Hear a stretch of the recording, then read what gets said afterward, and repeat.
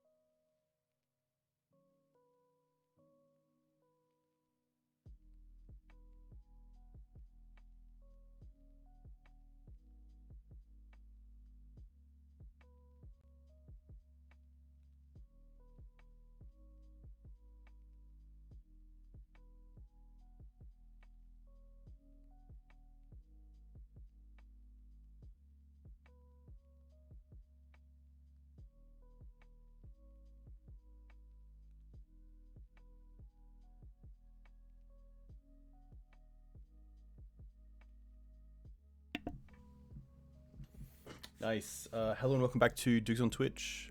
Back today with 4-color Maverick.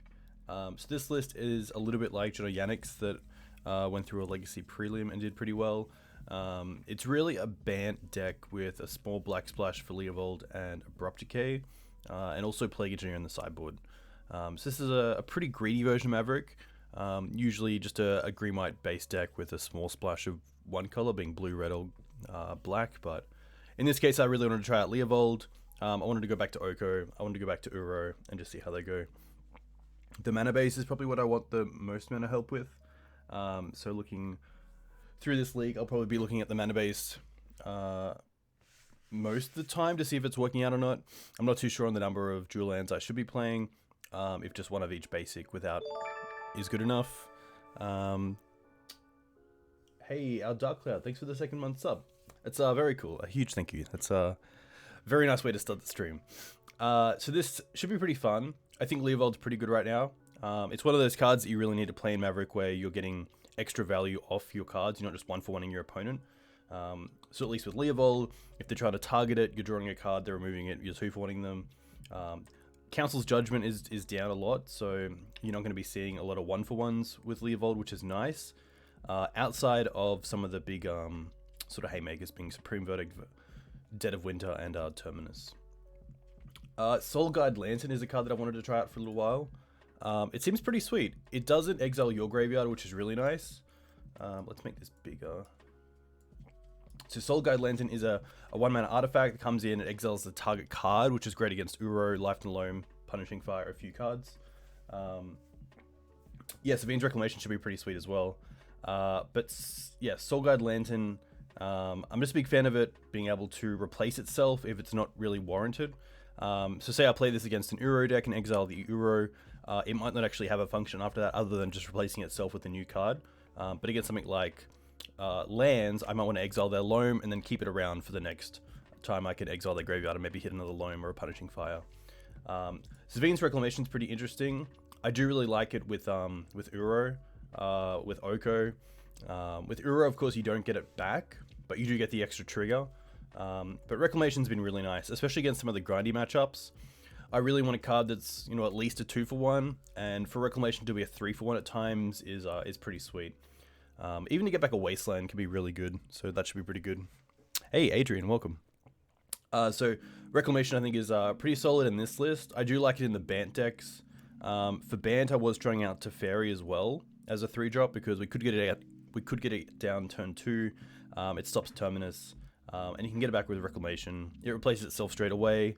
There's a few pros to it, but at the same time, it wasn't doing too much for like Maverick's game plan. It wasn't really applying pressure. It was really just getting rid of annoying threats until I could deal with them. So I dropped Teferi, but maybe we could be playing some more blue cards in this list.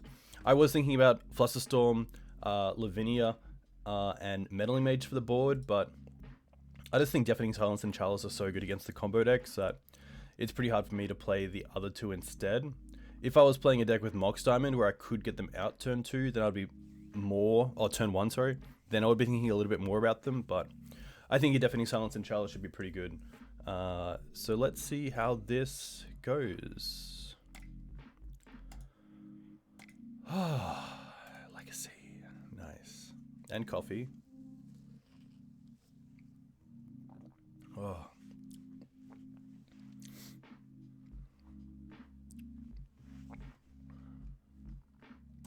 Alright, we're in.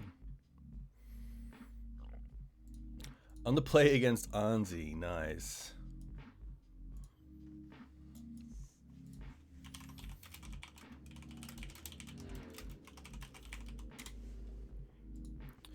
And this hand is pretty sweet. So it's a turn 1 Mum and turn 2 Thalia. We have some interaction in Source to Plowshares and Wasteland.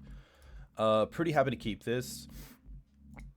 I might even lead on the Karakas and just keep the fetch for as long as I can, because the fetch can be great for Sylvan Library, and if need be, if I need to go and get something like a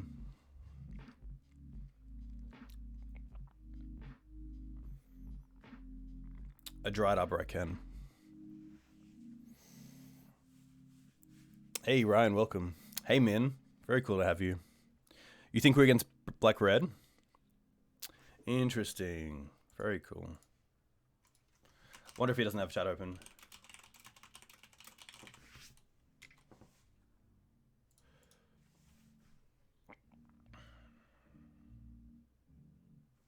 So wondering if I did know that my opponent was on black-red, there might be a situation where I actually just want to go for a Savannah with his Windswept Heath and not show the Karakas. Because if Arnsey does have a good hand, they can go for Ashen Rider first, destroy the Karakas, and then play Grizzlebrand the following turn. But I feel like it's better just to play the Karakas.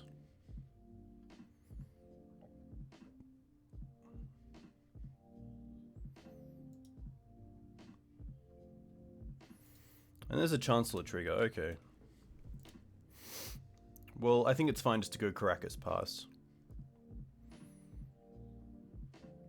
And then hopefully untap. So if they have if he has the Chancellor as the card to be reanimate, we do have the second land for swords, which is nice.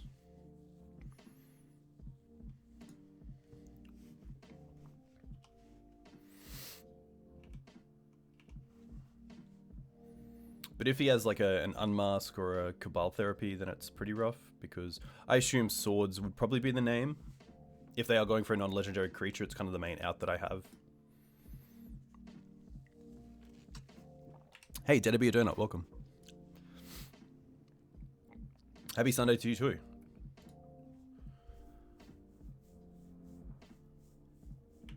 Ritual.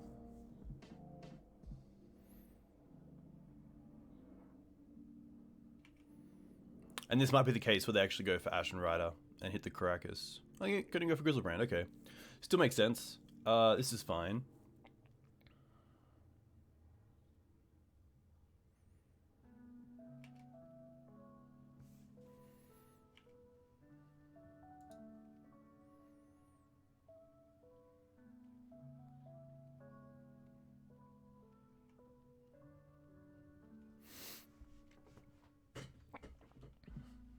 Going down to 5. Okay.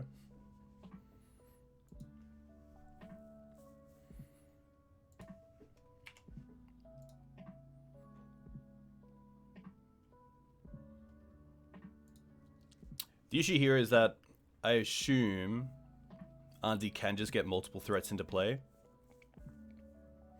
So even though Karakas is great against the Grizzlebrand, then it's going to be tough dealing with the other creatures, especially if Chancellor comes in, or multiple Chancellors, because then the triggers stack up. So if a Chancellor comes into play, then we can't actually cast this swords next turn. We have to wait an additional turn.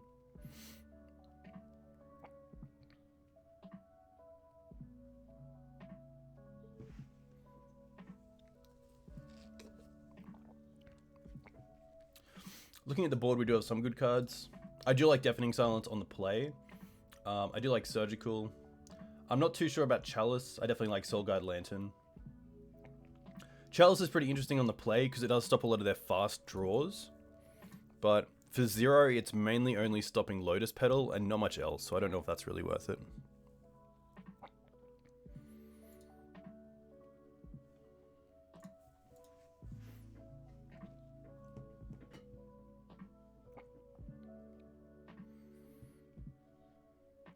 Obviously has a few lines, 16 cards in hand, and taking some time to put together a game plan, because this Grizzlebrand, of course, isn't that great with the Karakas in play.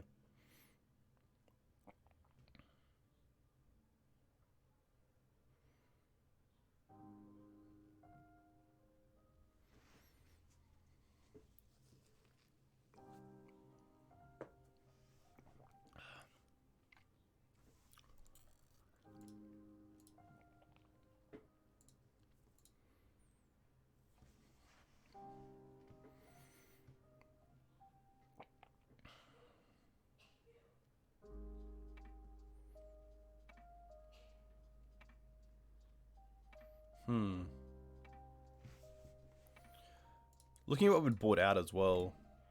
Let's have a quick look. I do like taking out some of the fluff. So like Ramanap can come out. I still like Mum. I don't mind Thalia on the play.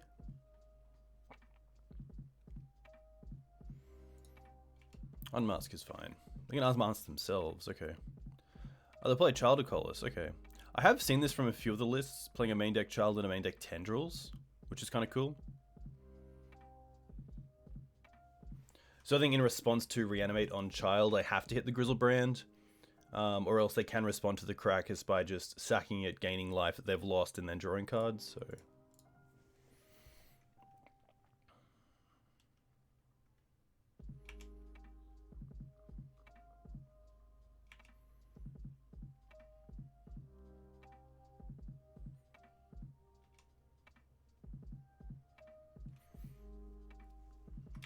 Yeah.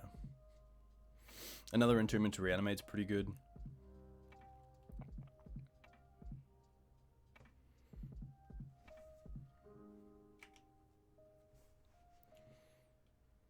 Draw another 5.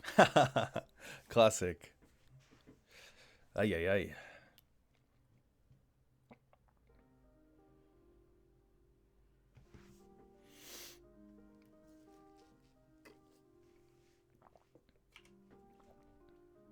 Unmasking us.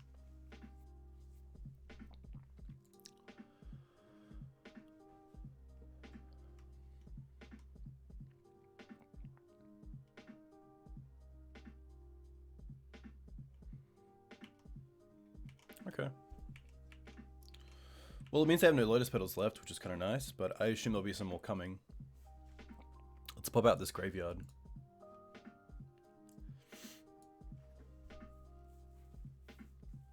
So next turn, I don't believe I want a Wasteland. Auntie's obviously going to put together a hand that can easily play around Wasteland. I think the Wasteland putting us behind a land drop does a lot, causes a lot more issues for us than it does for our opponent. Still can't cast the Noble by itself because then we have to tap the Karakas to the first Chancellor trigger. So I think it might just be Windswept Heath and pass.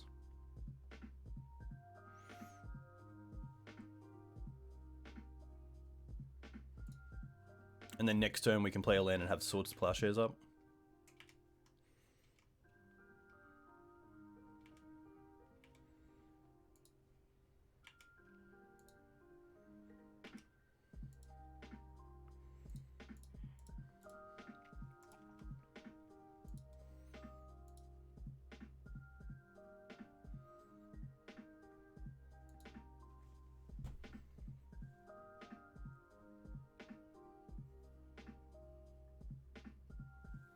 Yeah, Auntie's playing black-red, which is interesting.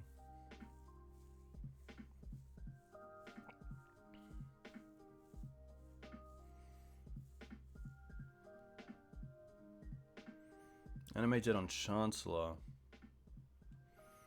That's going to be okay, because we can still Swords it.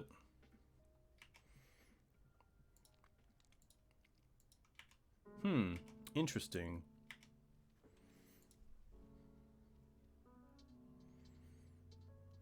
Play the Bayou.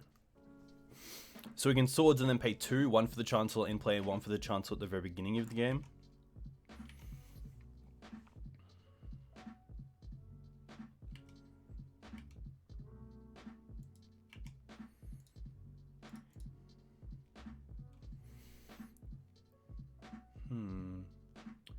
Gonna go for Trop.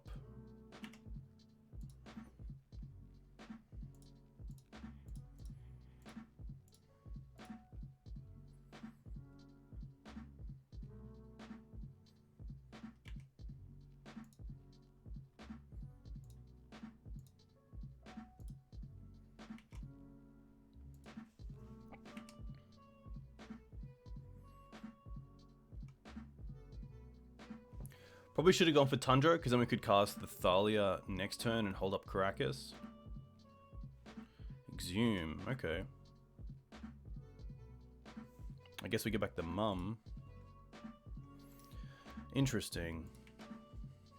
They'll go down to 2. Ooh, okay, well, Exalted with Noble Hierarch just gets there. If they don't have another creature, maybe like a Elishnorn. Anzi has to do something. Yeah, the blues for 3 Okos and an Uro.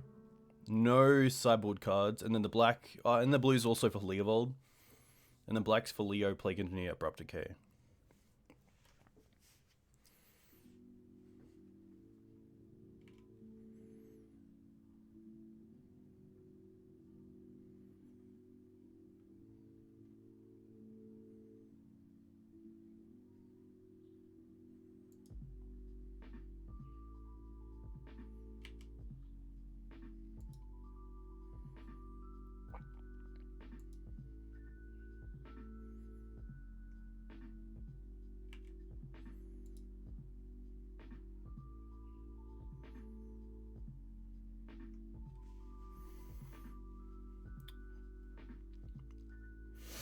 Karakas has done a phenomenal job this turn. Okay.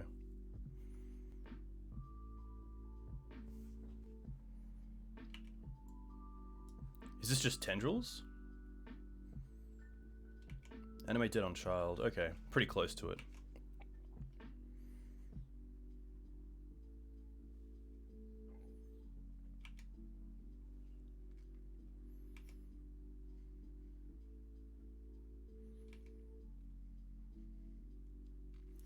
Yeah, I believe Auntie has it here, but it's very cool to see that we're so close to just untapping, Karakasing the Grizzlebrand, then attacking with Exalted with the Mum for lethal.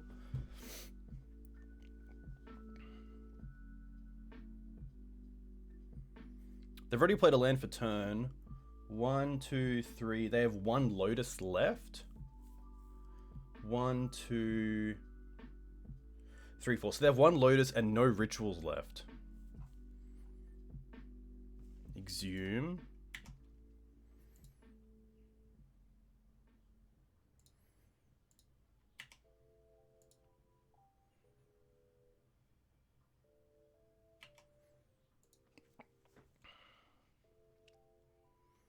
Two cards left in the deck. 1 mana floating.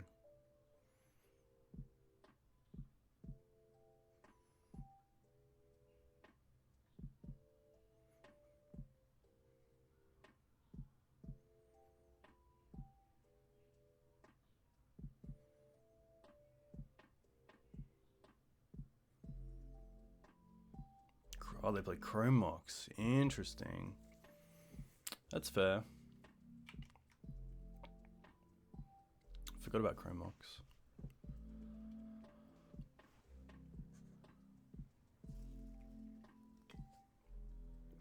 Hey Pat, what's the play for lunch? That's a good question. I know we're baking like banana bread cupcakes, would be pretty good. Might go out for lunch. Might get sushi. Sushi would be pretty good. It is Sunday, so usually go for a walk and then pick up some lunch along the way.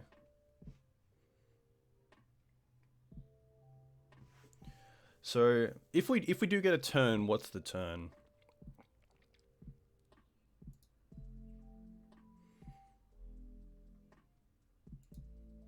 There's no Chancellor triggers that we have to worry about, which is nice. So the Green Suns can go off. Green Suns for Questing Beast. That would be nice. We can't do it yet, but pretty close to it. Another Exhume. Alright.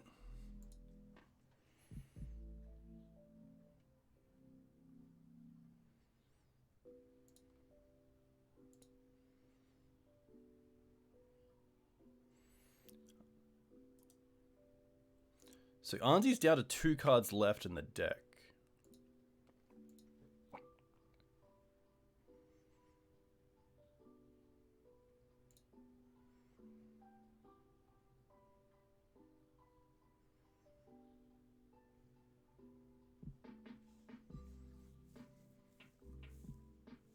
More tin fins in the past.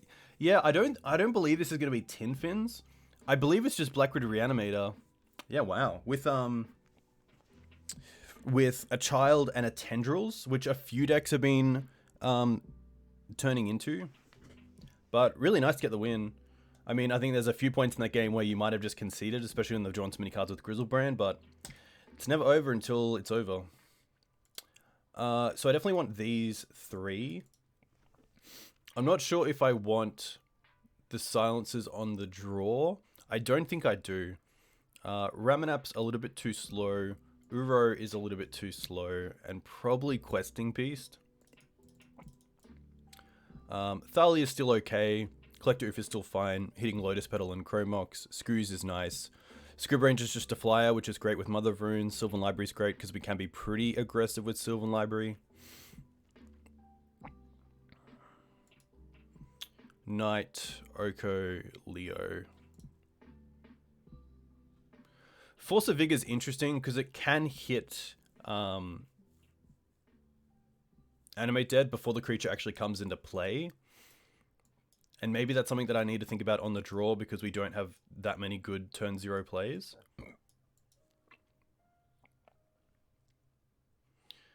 Can probably take out the Blast Zone.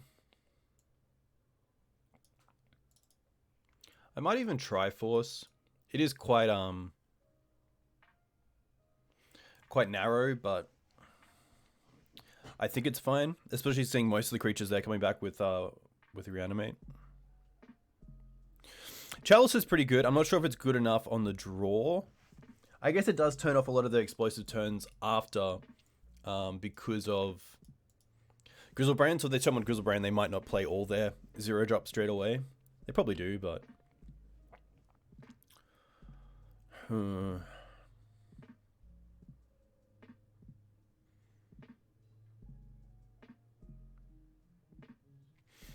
Everything else kind of has its spot. So maybe I just go with one. One Chalice doesn't seem correct. Maybe it's actually just a Green Suns. Although Skoos and Collector Ouphe are quite good, I don't think I'm really going for them that quickly. I think I'd rather have an extra Chalice than a fourth Green Suns.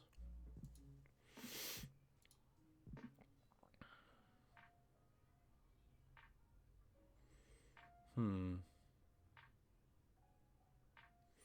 might even drop the second Sylvan. As good as Sylvan is, I don't want to have a hand where I have both, because they're pretty dead. I think I'd much rather have the third Chalice. And then Deafening Silence I can bring it on the draw. Oh, on the play, sorry. If there is a third.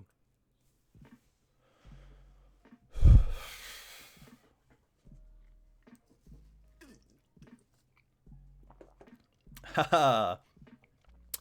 Interesting.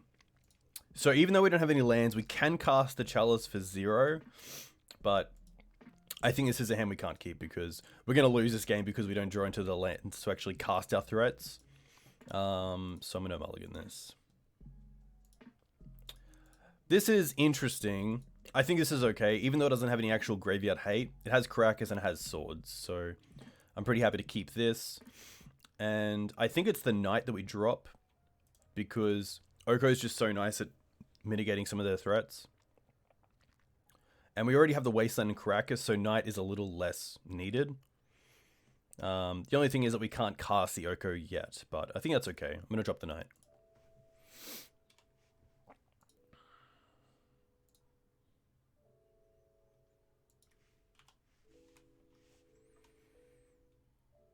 No Chancellor trigger is really nice.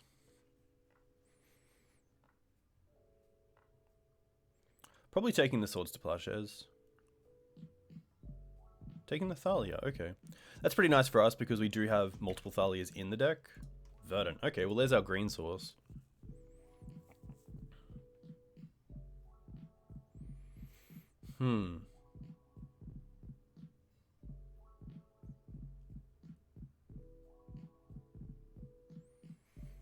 I think I'm happy to play the Karakas just because if Anzi goes off with Grizzlebrand and tries to get Child back in to draw some more cards, I'm pretty happy to Karakas in response.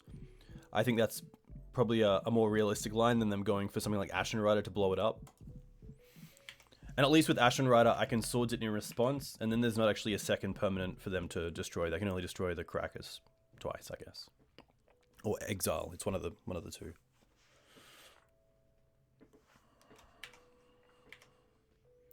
Interesting. Holding up Entomb. That gives us some time. Chalice. Wow, okay. Well, I think you're out of like playing Savannah and then Chalice for 0.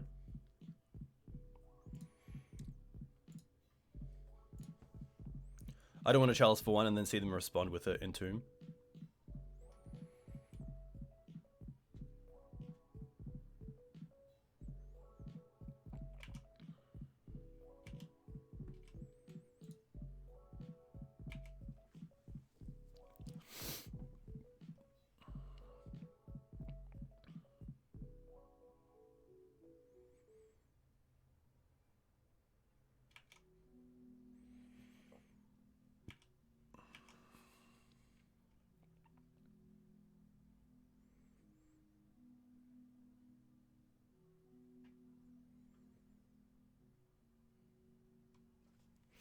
Chalice is really strong here as well because they did miss a land drop.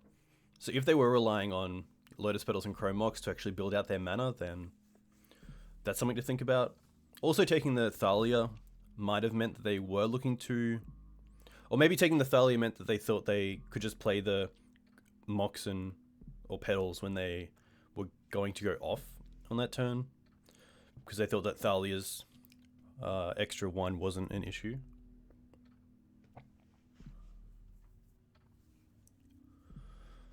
Whew. The question is, do I slam Oko next turn? I think I do. I think I'm okay with that. Is the Animate dead?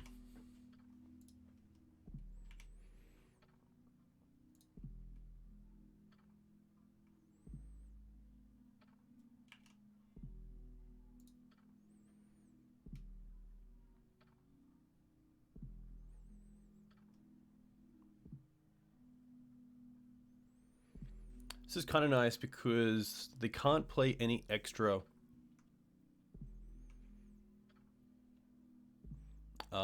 spells this turn because the Chalice turns off all their other ways to actually cast them. It's not like the deck's playing Simian Spirit Guide for like Faithless Looting.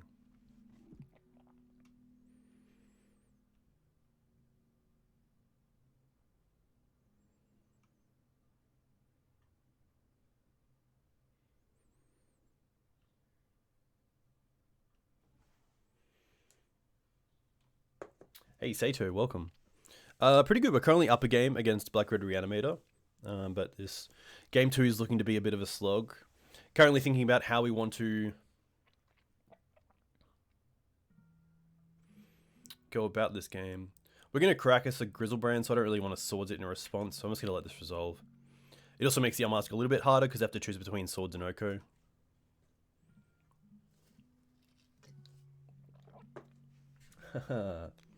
Hey Andre, hope you're well. Hope you did okay with your streaming setup last night.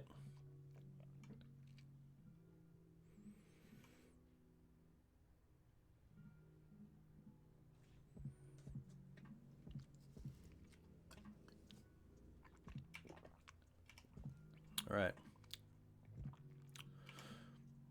Just going to crack us here before they go to discard because then we don't have a great way to do it.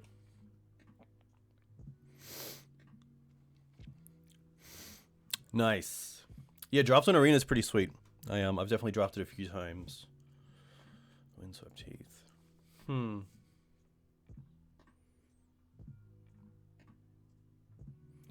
So one reason that I do like Wasteland here is that if we Wasteland them, and then they have a 2-mana spell to get back Grizzlebrand, like Exhume or Animate Dead, it turns off all their other spells because of Chalice. So they can't use one to then ritual into multiple things. I guess they could ritual first, but I think because of a lot of our drops end up at 3, then I don't really care about going down to just 2 mana here because next turn if we draw a Knight, we can play it. If we draw a Oko, we can play it. If we draw a Leovold, we can play it. So I'm going to go ahead and Wasteland. That also turns off white, which might be a thing if they're playing Wear Tear or Serenity. How does the Maverick Snowco matchup go? It's pretty tough. Snowco has a lot of value, which can be a pretty big issue.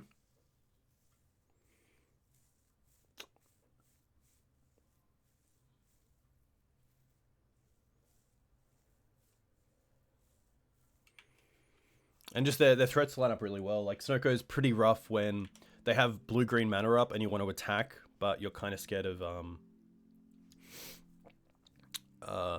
Icewind Quaddles, which is tough because they play the card, they draw a card, and then probably trade with one of yours. So there's a lot of 2-for-1s in that matchup. I'm gonna fetch for I probably want blue mana more than black, so I'm gonna go for a Trop, and then play this Sylvan Library. Library's pretty good because we don't currently have anything coming at us, so we can probably be pretty aggressive with this Library.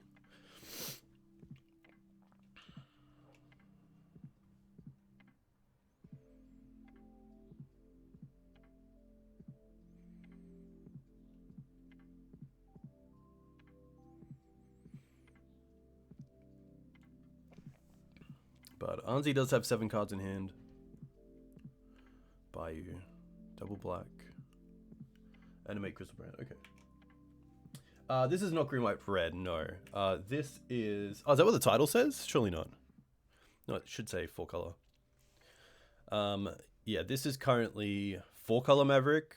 A very light black splash for Oko, Abrupt Decay, Plague Engineer. And a pretty light blue splash just for Oko and Uro. Pretty greedy. I do like keeping Maverick just down to 3 colors, but I thought it'd be worth streaming a 4-color and seeing how it goes.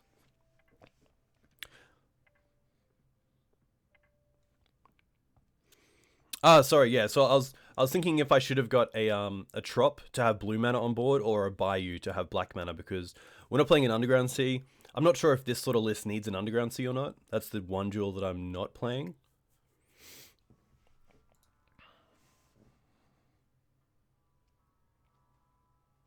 Yeah, it can be pretty tough because, of course...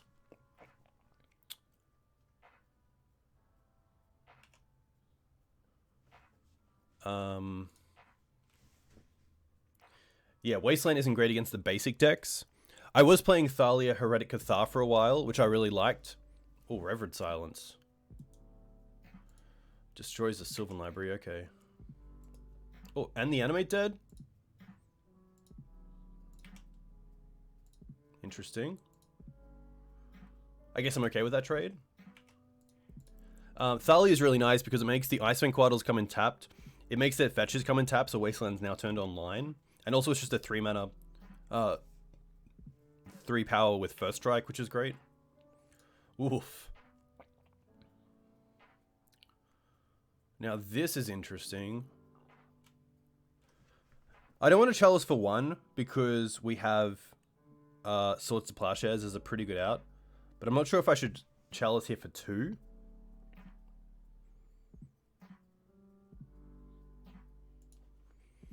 Let's look at the graveyard. They currently haven't used any Dark Rituals.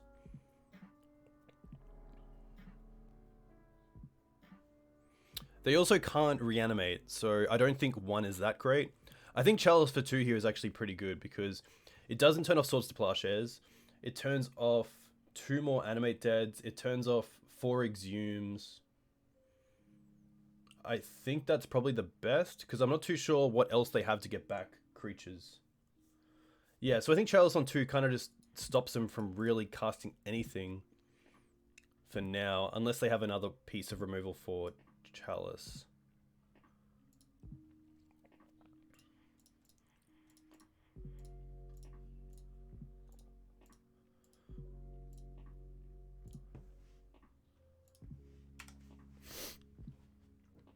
So Chalice on 2 pretty much stops all of their ways to get back. Yeah, so luckily you get there.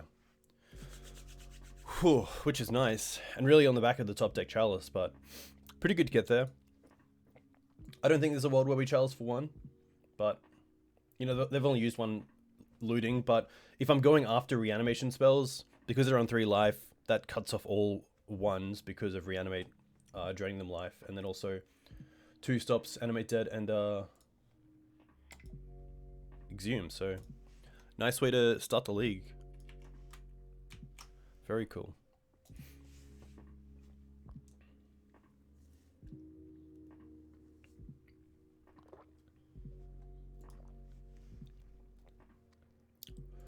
On the play against Violin.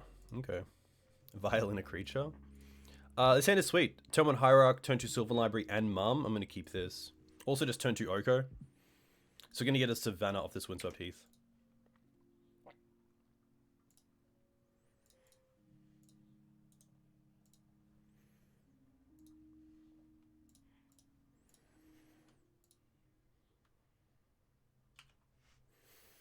I'm not too sure what our opponent's on.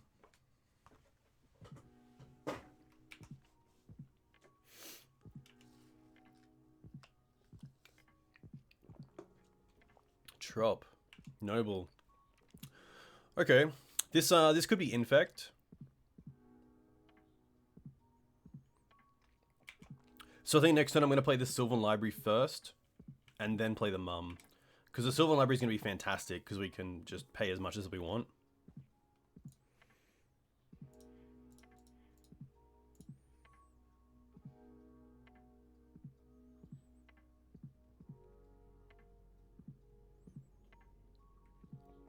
But Infect's pretty tough. They can be pretty fast. Force pitching days. Okay.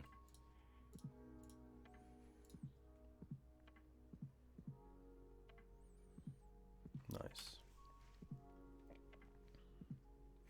So Blighted Agent is the big creature that I'm quite afraid of in this matchup. So hopefully the Oko can deal with it next turn.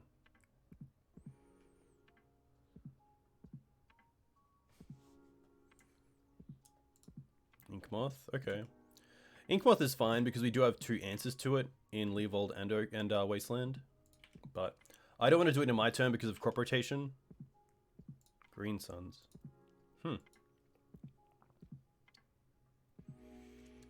It's probably really greedy here to go for Green Suns on... I could Green Suns for Scryb Ranger, which just opens up my mana so much because we can untap the Noble and play the Savannah each turn. But it doesn't play around Spell Pierce, it doesn't play around Daze or Force of Will, of course. But I don't really want to do nothing here. So I think I might just cast the Pridemage and hold up Wasteland.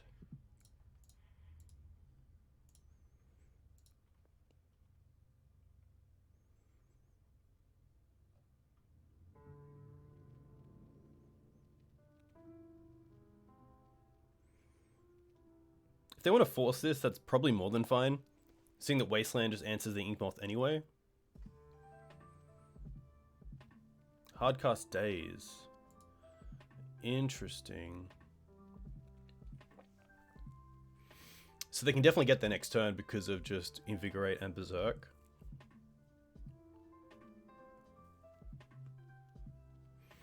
So if I tap out, then it's pretty rough because they get to untap with at least 2 mana.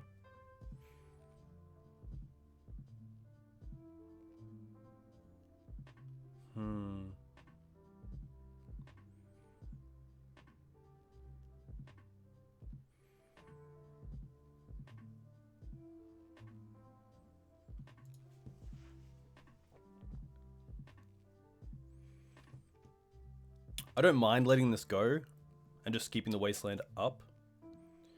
But now the case is, do I want to Wasteland in my turn or their turn when they're tapped out? Or at least the Noble Hierarch's up. So if they have crop rotation, they have crop rotation, but... I think if they had crop rotation, they wouldn't be dazing this. They'd be dazing something else.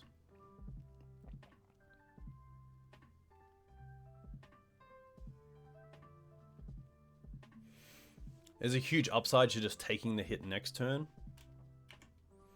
But I'm not going to pay for this.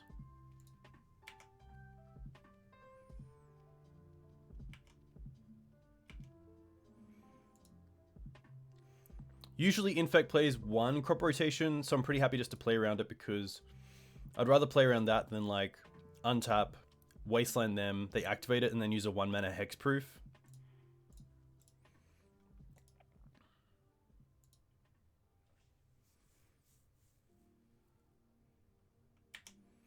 Alright.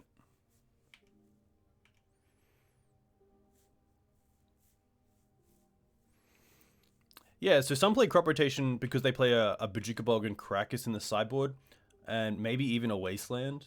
It just plays around it really well. Karakas, okay. Well, now I'm pretty happy just to slam the Oko. I could also go for Scryb Ranger, but I think Oko is just the best play here.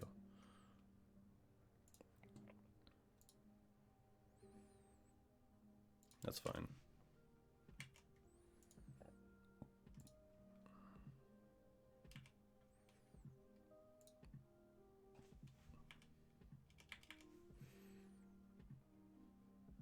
Elf.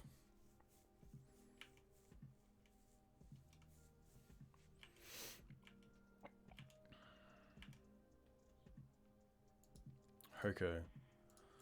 All right.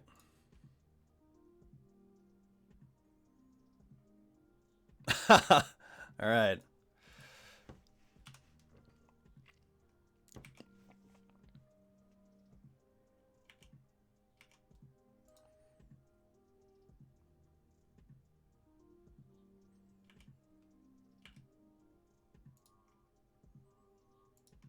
Happy just to block here and give pro.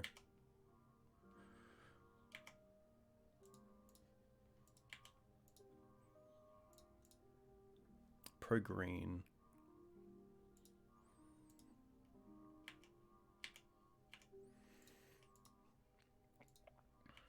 Another one, okay. Well, that's gonna be an issue.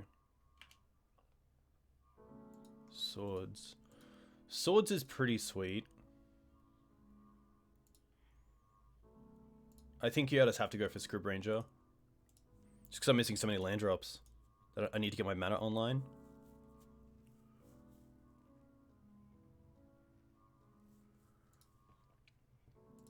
Untap Noble, return the Savannah.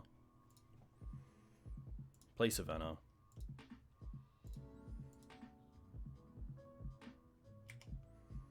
I can attack.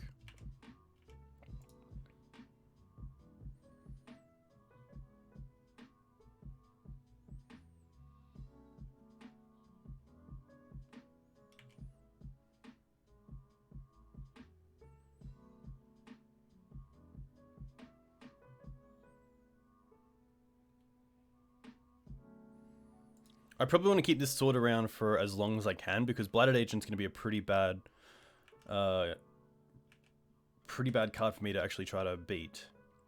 Especially with 2 Okos already in the bin. I believe we play a third. We have a third. Okay, cool. 2 cards for my opponent. Luckily, we still have a Sword of Plowshares.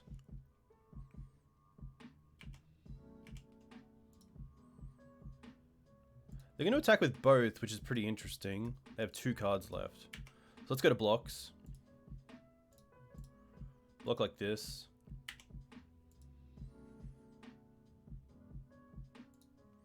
I'm going to give... Does it matter how I do this?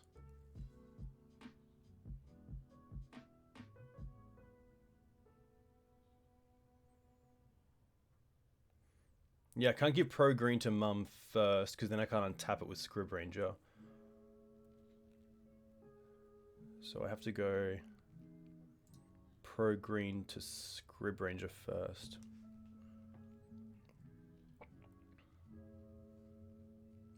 I can protect both, but the issue is if I give pro green first to Mother of Runes, then I can't untap it with Scryb Ranger's ability.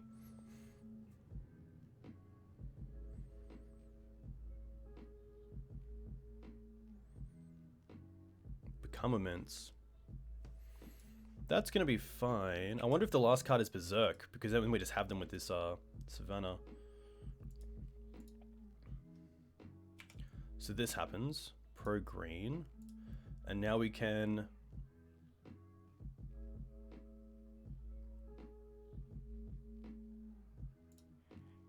float a white. Untap Mum, return this.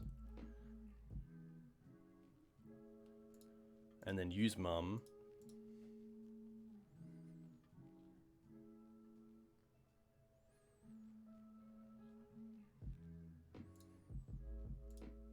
To get pro green.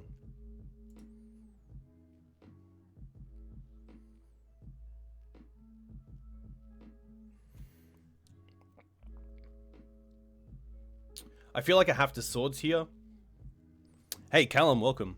So I believe if I move to damage, they do have an option to become immense first. So if they have Berserk to give trample, I feel like I have to use it now because I can't go to damage step and then before damage they actually use Berserk when I don't have the white around.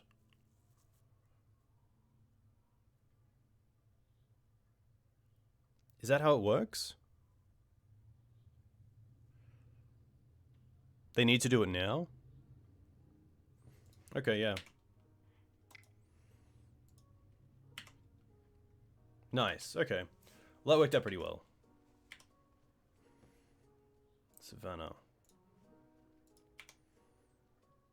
Yeah, I wasn't sure if there was a step where I lose the mana and then they get to cast the Berserk, so that was pretty good. Still can't cast this Leovold because of our black needs.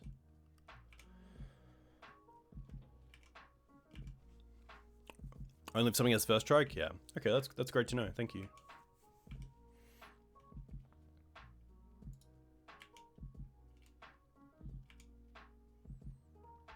Ah.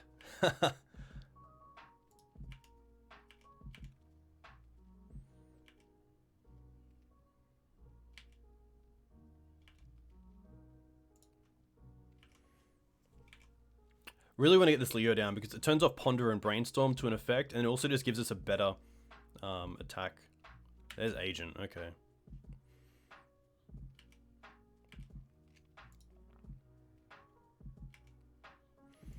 Do I want to Swords here?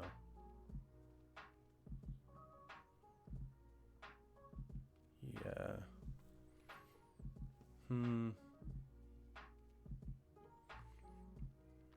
Maybe I want to Swords in my turn, because if we draw Thalia, I might be able to turn off one of their cards.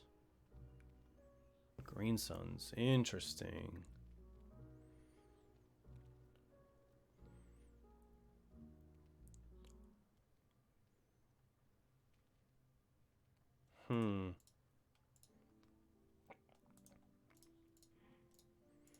Gonna see if I can deal with this first. Okay, well that's pretty good.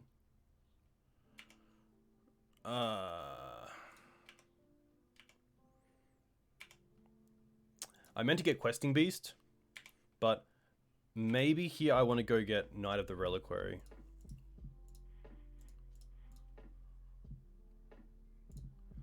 Could also just get the other Leovold. We'll have a look first. Uro is pretty sweet.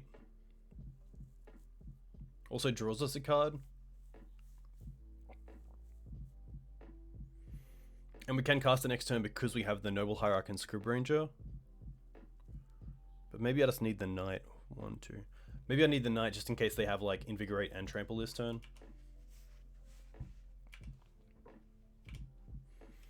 Going after their lands also isn't the worst. Ooh. We also have Blast Zone in the deck. Yeah, I think we do. Yeah, Blast Zone. So we could just Blast Zone next turn. Even though we lose our own creatures, we can pretty much wipe the board. I definitely like Plague in this matchup. I definitely like Decay. Deafening Silence is pretty sweet. I'm not sure how good it is on the draw, but at least in response to any pump effect, we can just Swords and know that it's going to resolve. Collector Ouphe can come out. Scooze can come out. Beast can probably come out, and also Uro. Yeah, I think it's definitely worth it. I'm not sure if all three are worth it on the draw, but I think that's fine. I think we can also take out a Green Suns because there's not one card that I really want. Ramanap still seems fine. Leovold still seems okay.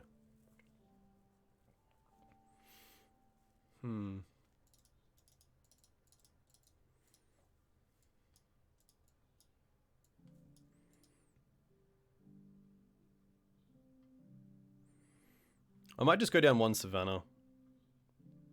I probably want to drop a land here, and it's probably Savannah. I don't want to drop the fetches because then there's, fetches are pretty much Savannah 2 through to 8. I believe they have an overlap in Blighted Agent and Noble Hierarch both being humans, which is worth it. Which is actually really nice. This is how we will board.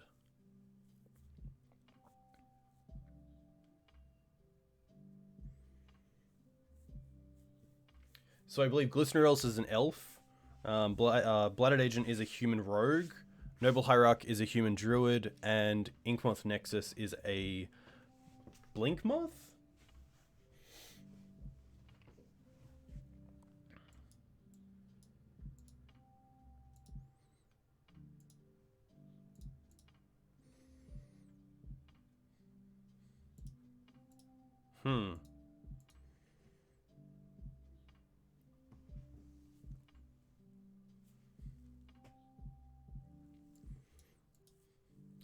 Interesting hand. A lot of mana available. Pretty nice on the play, but not so much on the draw. I probably want at least one piece of interaction that isn't just a turn 3 Oko.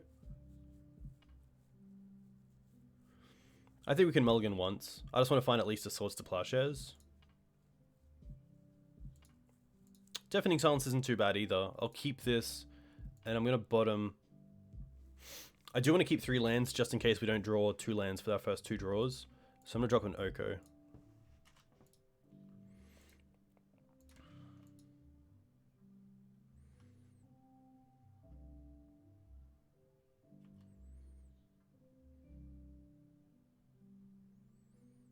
Okay.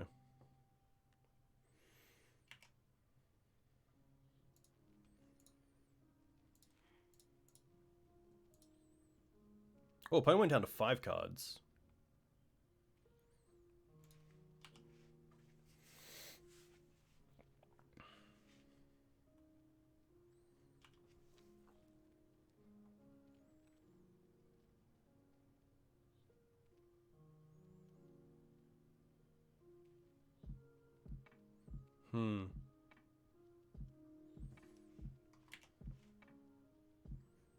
Karakas.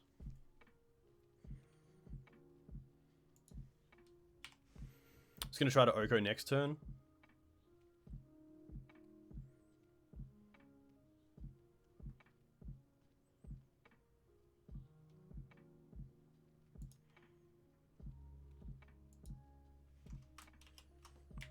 Just gonna do a little cheeky float of white and untap.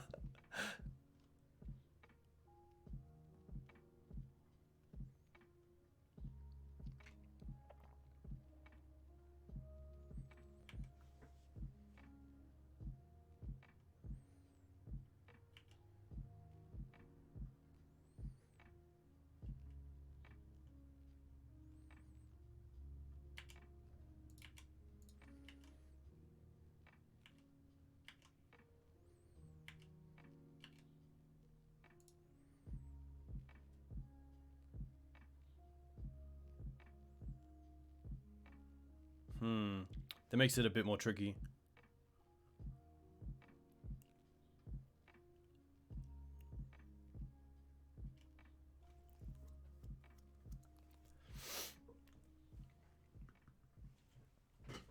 Yeah, I don't think I really realized it was a human either until Plague Engineer came out and I actually found out that, you know, it dealt with both creatures, which is kind of nice.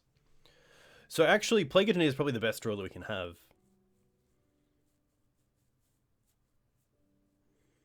Because if we play human and then sort of kind of turn off the Inkmoth Nexus.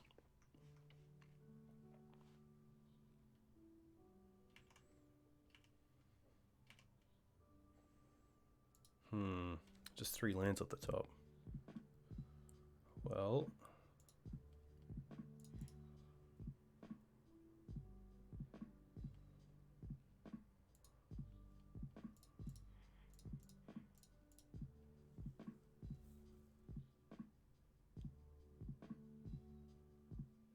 Ah, that's why. There we go.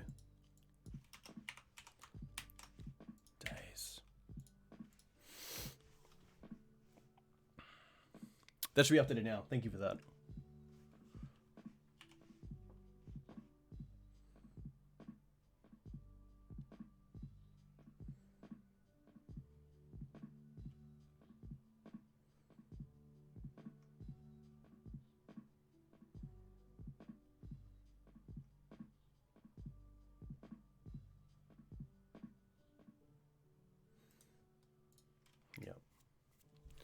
Rough. Just wanted a little bit more gas off the top. Am I going to submit the same list?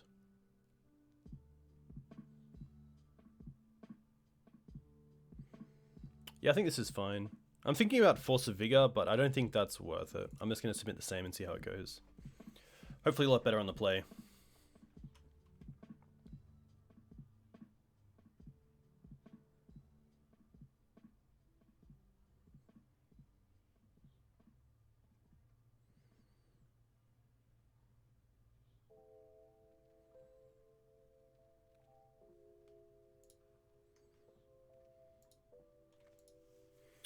Not really a hand that I'm after. It's It's kind of all gas, and Green Suns doesn't find like an actual answer to any of their creatures, so I'm going to mulligan this. Oh, I can't keep a one-lander just Wasteland. I guess we're keeping this.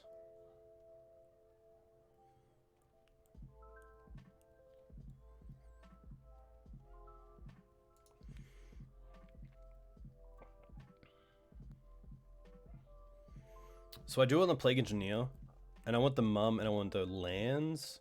So I probably drop Green Suns and Wasteland here.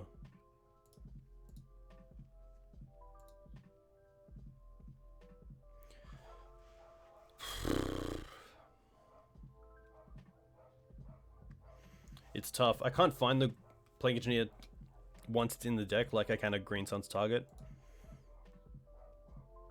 We could do something like turn 1 Green Suns for Dryad Arbor, turn 2 play Sylvan Library around Days, and then also play Mum. Which would mean I drop these two. But I think Plague's just too good to let go.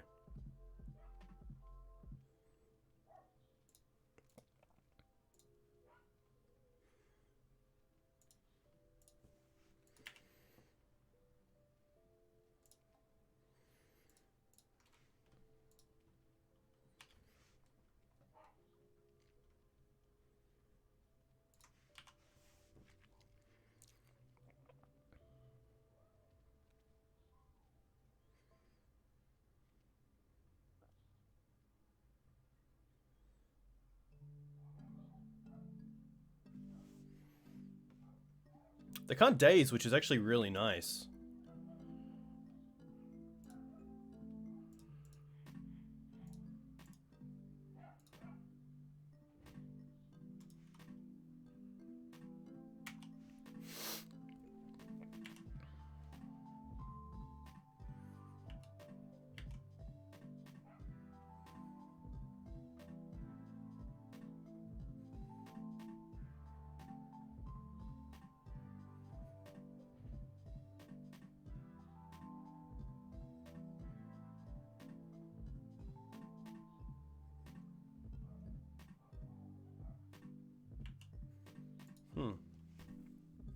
Maybe you're trying to find a threat?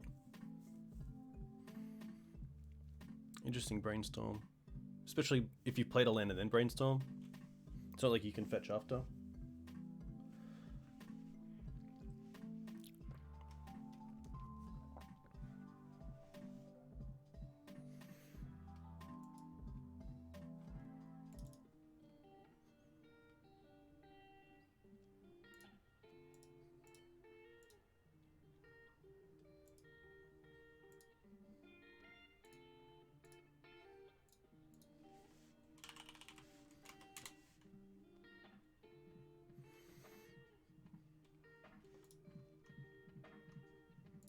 Just a heads up as well, the newest monthly Maverick is out, which you can find in the chat. Sylvan Library themselves, okay.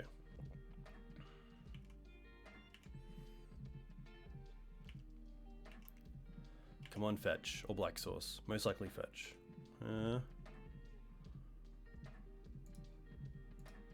Oh. I think we just have to pay for these, unfortunately. And then play out the second Mum.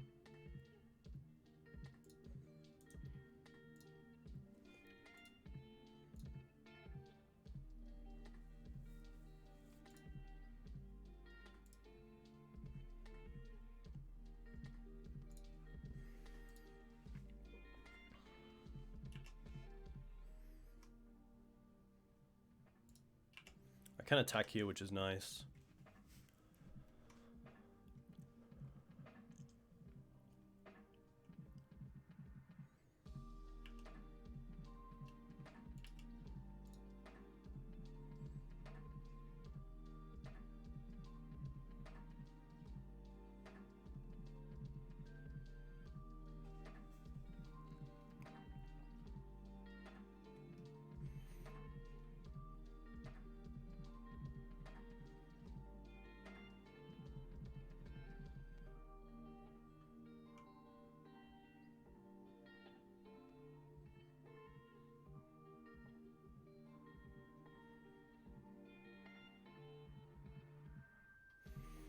think my opponent can probably just pay, yeah, for both here.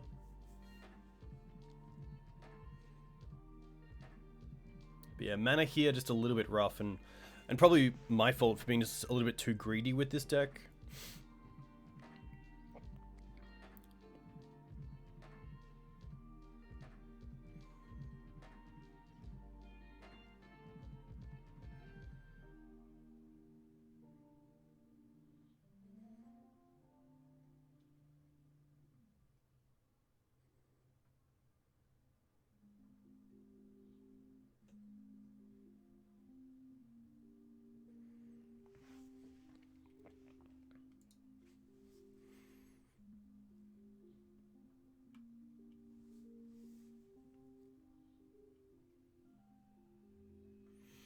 Yeah, we're playing a Bayou. I think that's it. But we also have 8 fetches to get it. Yeah, just 1 Bayou, 1 Scrubland.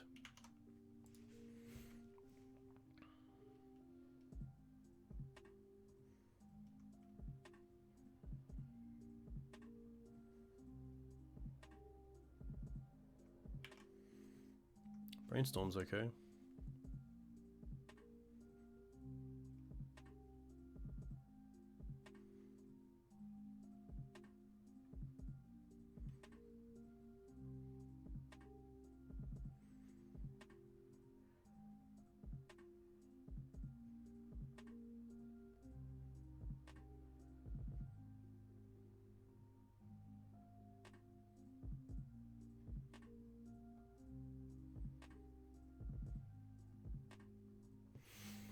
What have you got?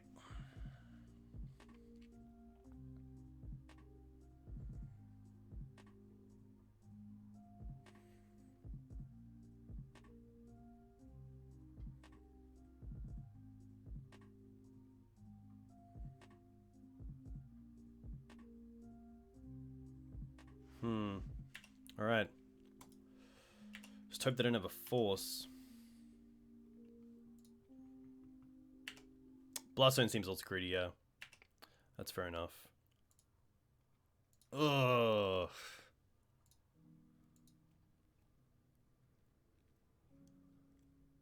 I guess we can pay for the knight.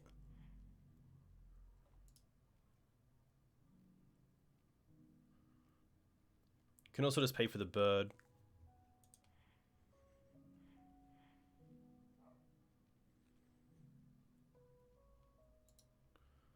Put on top.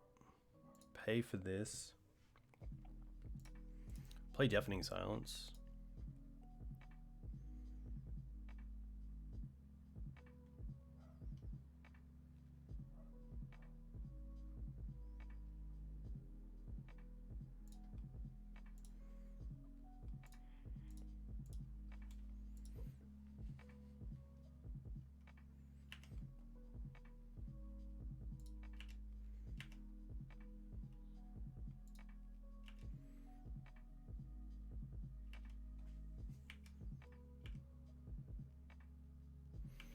I guess the other play was actually just to tick up Blast Zone, but we didn't have the mana for it last turn.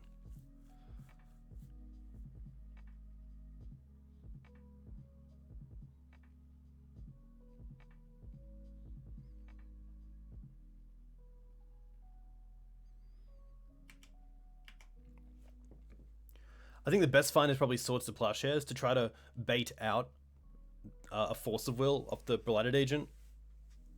And then play the Plague Engineer.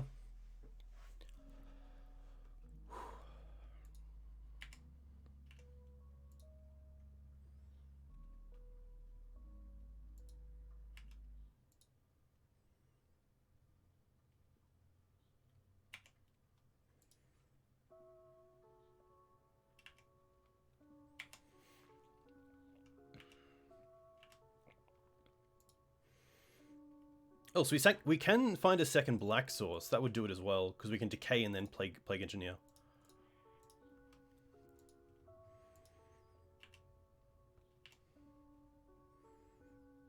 Another Deafening Silence. Oh my gosh.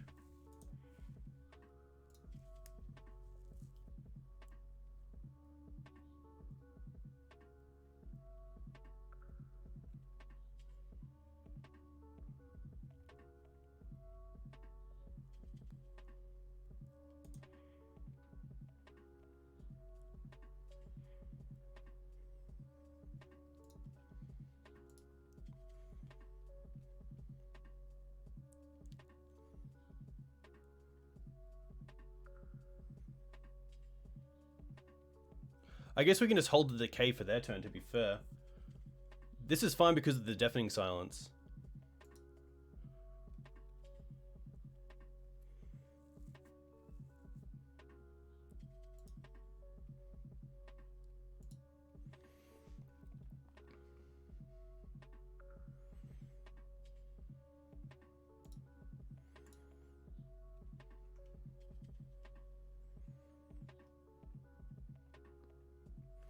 Yes, we're actually in a pretty good spot.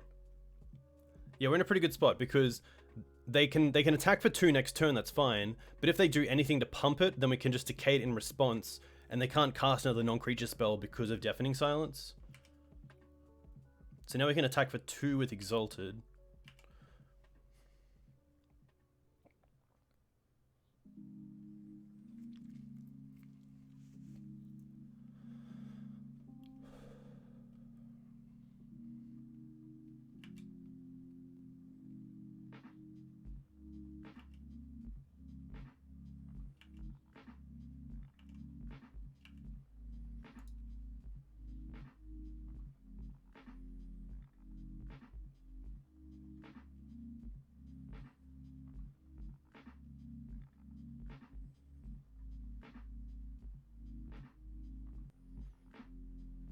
They're gonna do something. Maybe Crows and Grip? I guess Crows and Grip isn't the worst because it taps them out anyway. Piracy Charm. Target player discards a card? Rough. Well, I guess I just have to go for a Decay here. Or do I?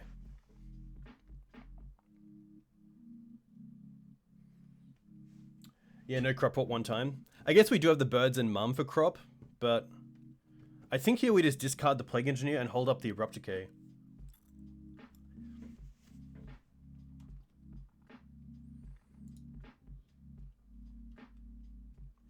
He can't crop anymore, which is nice. So I think here I just fire off the Decay on the Agent. I don't allow them to even get in for 2 Infect. Yeah. Yeah, I think Decay here, it's fine.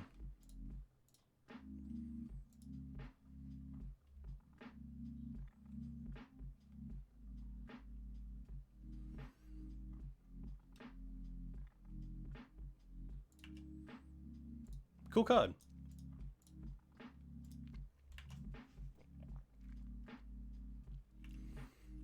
So now they can't pay off the Sylvan Library because Knight with Exalted is lethal if they do, and we have double Mum to stop any blocks. So this is pretty much a scry.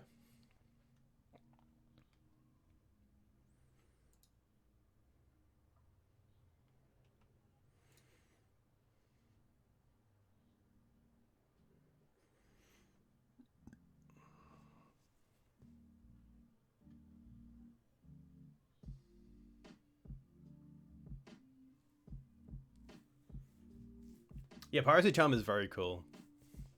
So Piracy Charm is 1 blue instant. Target creature gains Island Walk until end of turn. Target creature gets +2/-1. And target creature discards the card. Target player, sorry. Even as a removal spell, the +2/-1 is very cool. Well, they went down to 4. Interesting. So they must have something good. They're going to ponder for their turn. And then play a creature.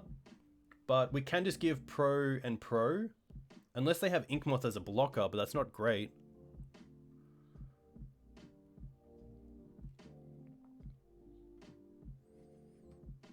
This is fine.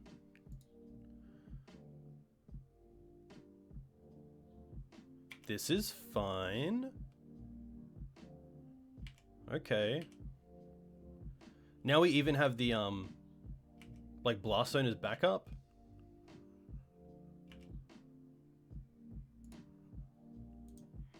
Put on top. Put on top. Pro green.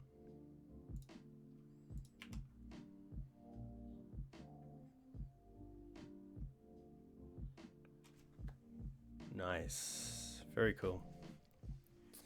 Pretty pretty skeptical at times.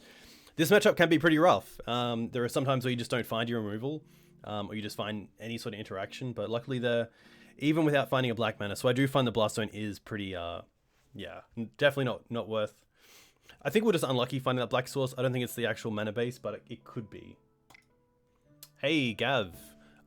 Pretty good. Played against Black-Red Reanimator and also Infect.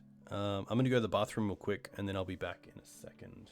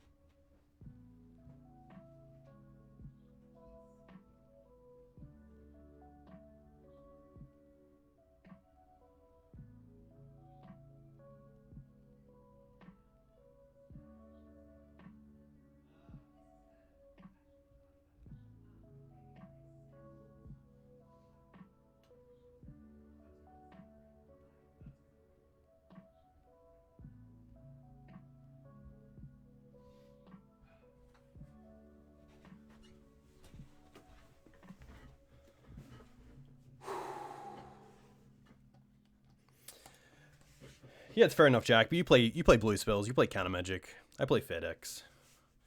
A little bit tougher.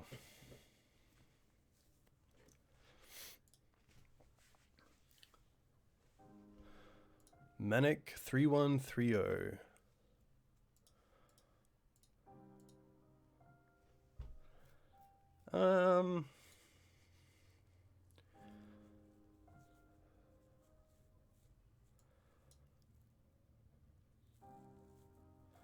Yeah, I'm not a big fan of this hand.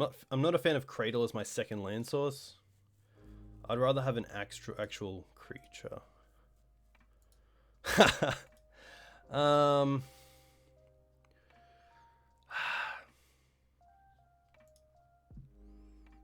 Okay.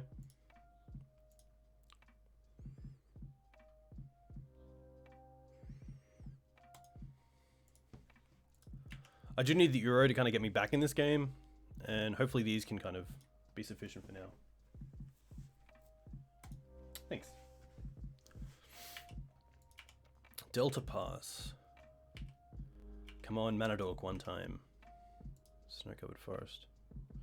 Snow-covered plains. That's gonna be fine.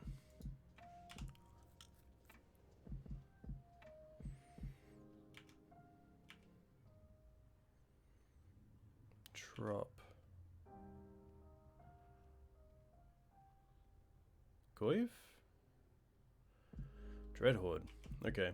Pretty happy to play around days here. We don't currently have a 2-drop, so I'm just going to untap in swords.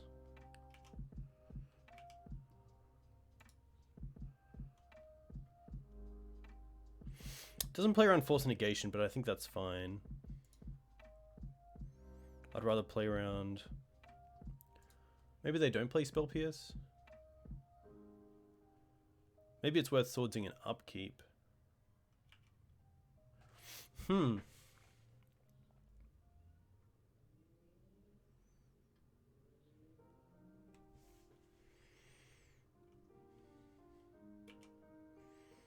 Yeah, I think now is fine.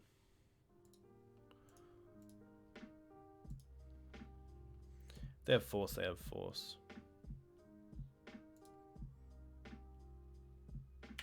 Force. Pitching Spell Pierce, okay. So at least I made them 2-4 themselves.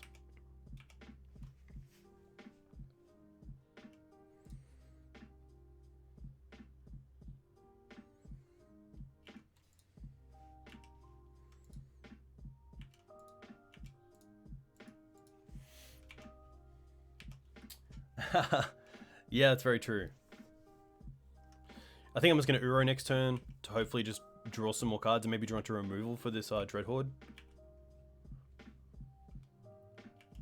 Ponder.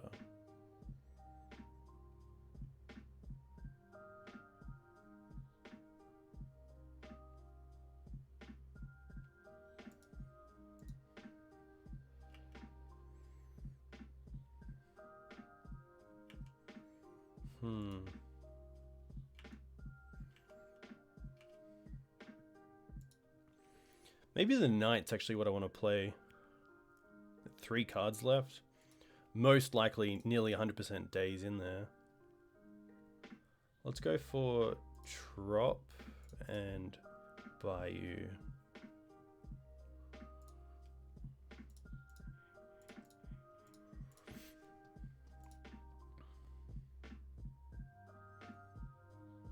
Okay.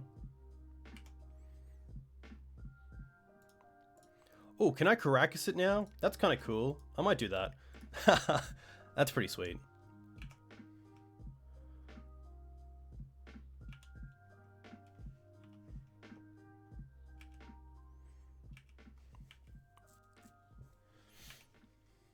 Yeah, I think my mana base currently is pretty bad to cast Uro from the bin, so I'm pretty happy just to gain that 3 life and draw an extra card.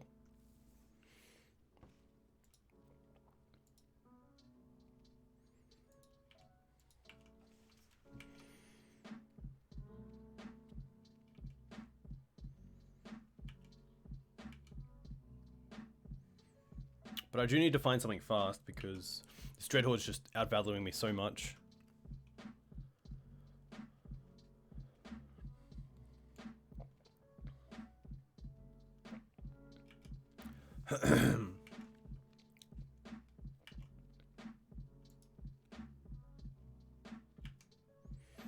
Goyf's pretty good. Beast. Huh. Beast is actually pretty interesting.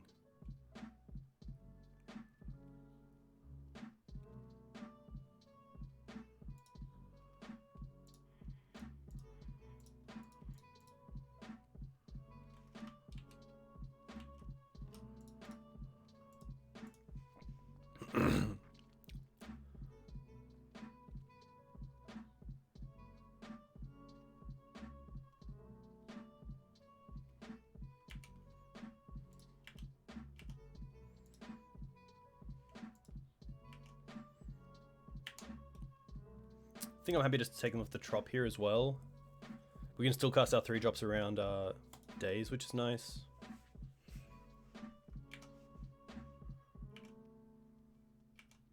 They could just have double bolt. Maybe that was a reason to hold up the Karakas instead of the Wasteland.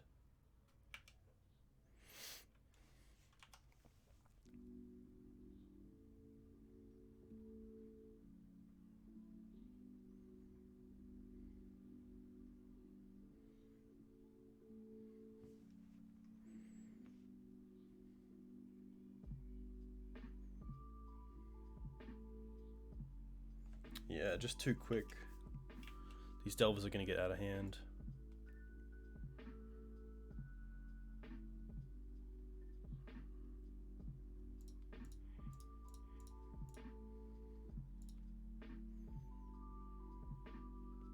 Knight at least could maybe find me Blast Zone.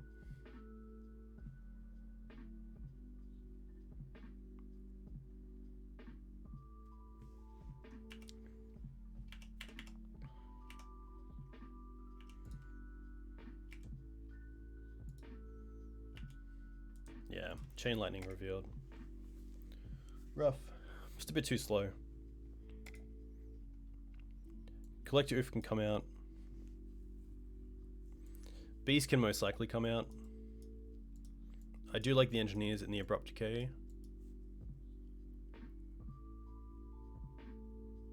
think that's really it. I'm going to take out the second library as well. Just a little bit too slow.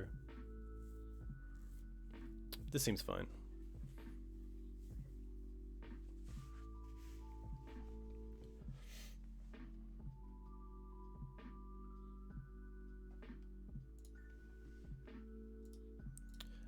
This is a fine hand. I'll keep this.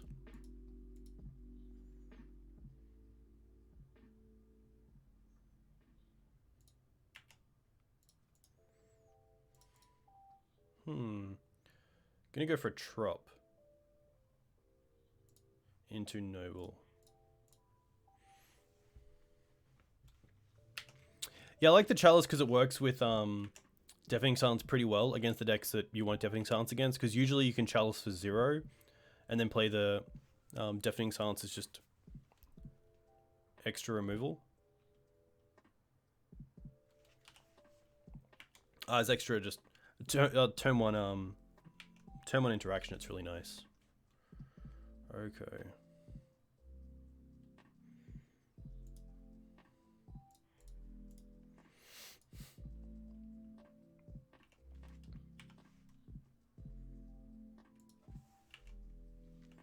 Yeah, it is pretty nice for Storm decks.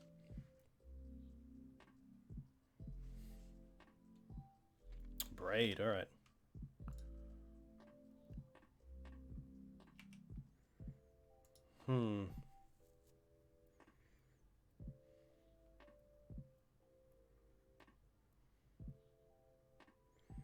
I kind of just want to jam a 3-drop here, even though they most likely have days. Oh, I can't. Rough. I think it's then just the Knight. Although the Knight's a 3/3. You might just be ramming up.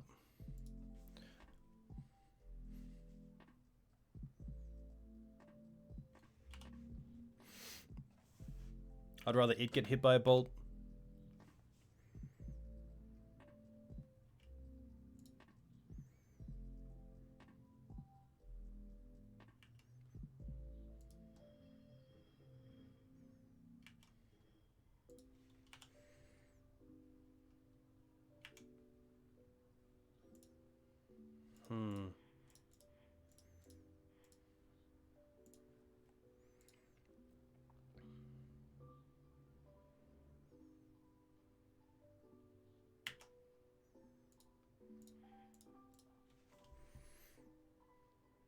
I want to take them with green because I don't want them casting any more big threats like Tarmogoyf or even Hooting Mandrills if they play it.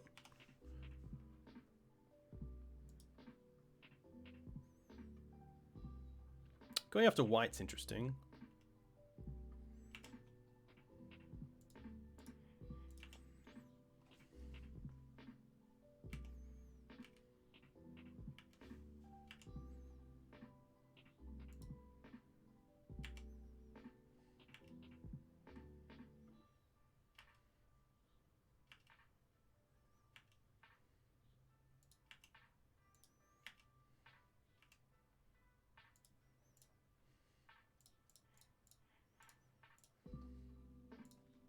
They have one card left.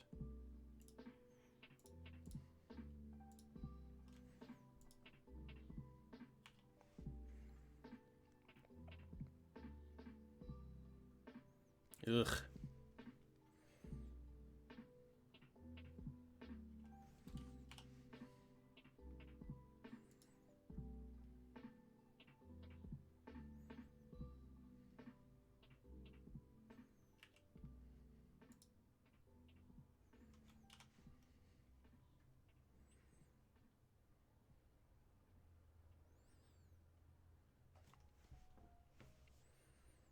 This is fine.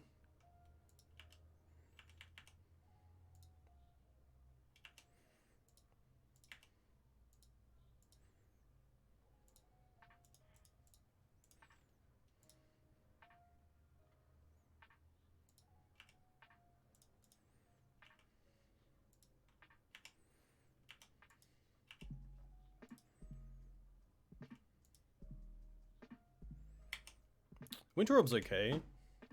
Especially with the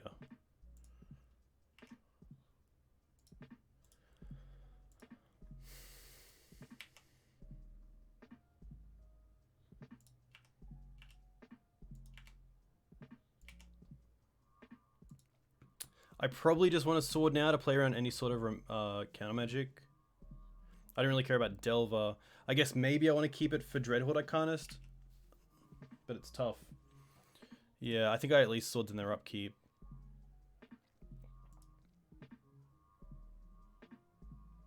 Just don't draw Dreadhorde. I can't really go down to bolt range, that's the big thing.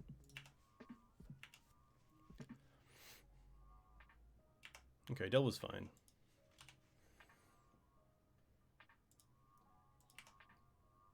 Oof.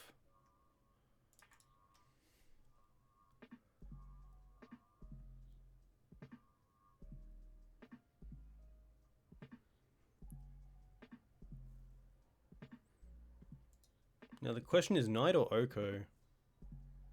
I think it's Knight, because next turn we can get Cradle, untap Tundra for turn, and then we have Oko mana up anyway.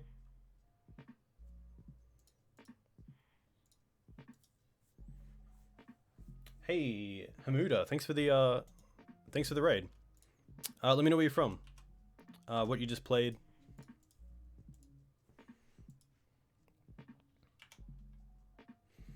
I could attack here, because then I can just return a land that I want.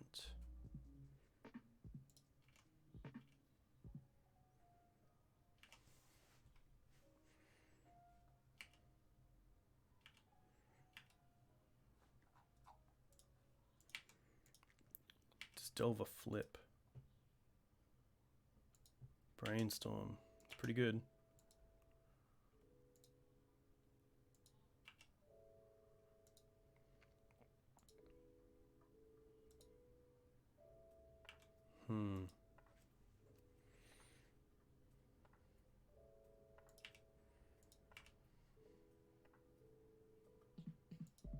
No attacks. Interesting. One card left. Let's untap Tundra. Plains. Play Plains.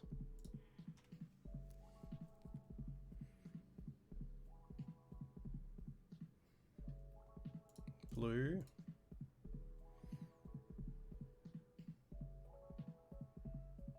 Sack Savannah. Cradle. Oko. Create a food. Oh, I can even untap and destroy something if I wish. Untap. Return this.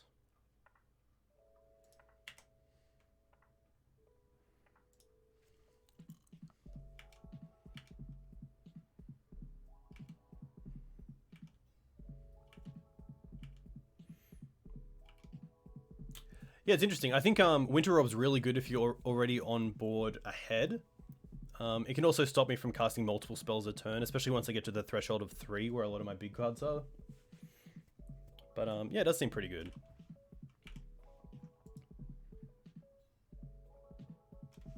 But luckily we just got to go under it a little bit. And although we got Wastelanded out pretty early on, they kind of fell behind as well. But I wouldn't change anything. I'm just going to submit the same list. Reclamation's interesting. Maybe Reclamation is better than third Green Suns. Because then I can also get things like Oko back, which is pretty nice. Hey Dan, we're currently 2-0 and 1-1 against Rug Delver.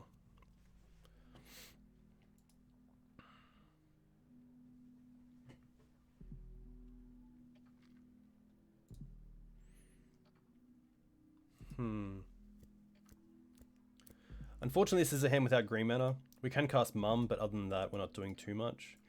We'd have to make sure that we draw into a land within the first 2 turns that is a green source, so I'm going to mulligan this. This is actually okay. I'm going to keep this, and I'm going to bottom the Reclamation.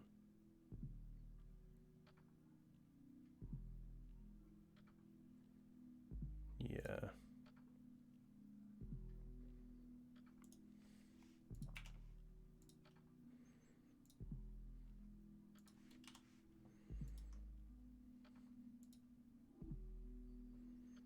Delve is good. Okay. Huh.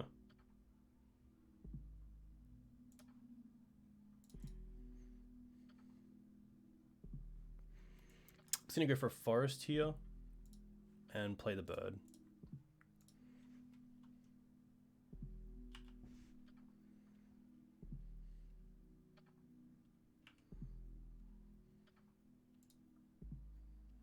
The braid.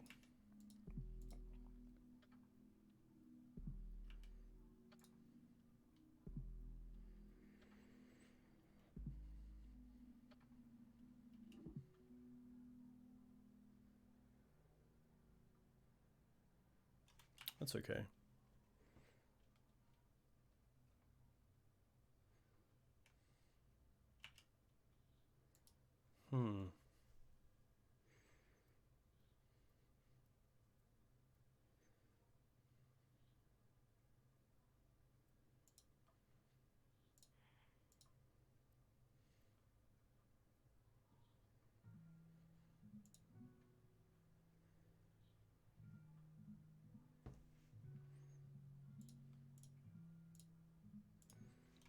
I do want to build out my mana. Although Dryad Arbor doesn't add that much to the board because we already have so many green sources and need other colors, it does at least keep my... I want to keep trying to draw as many spells per turn and casting as many spells per turn. If I just one-for-one my opponent, I'm going to fall behind too much. And at least this means if we draw into like a black source, we can play, say, Plague Engineer around days.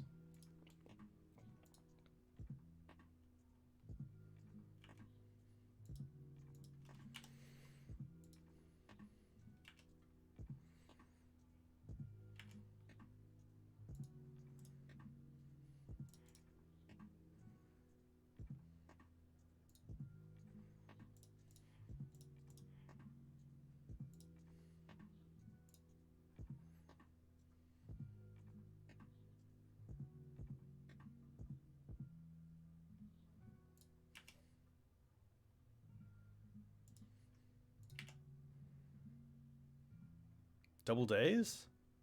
Rough.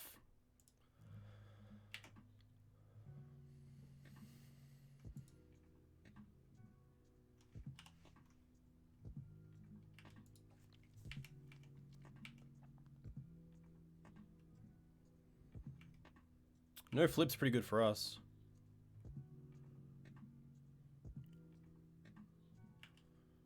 Because now if they attack with both, I'm pretty happy trading the mum for one. They don't. Okay. But they don't have Wasteland open either.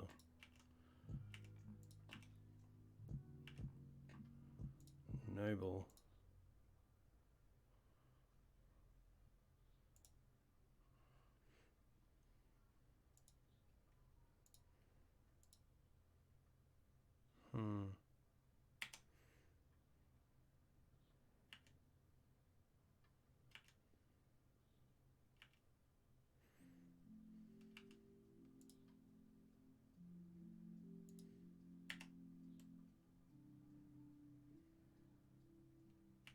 This is fine.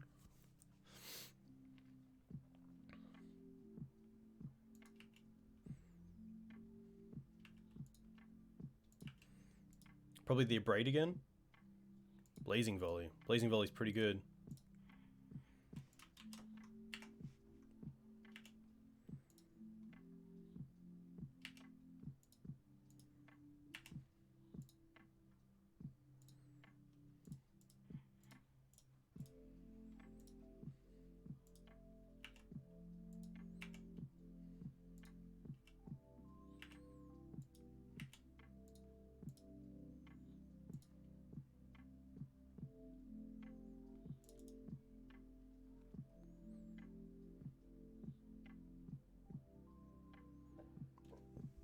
Is it the mum I care about? I think it is.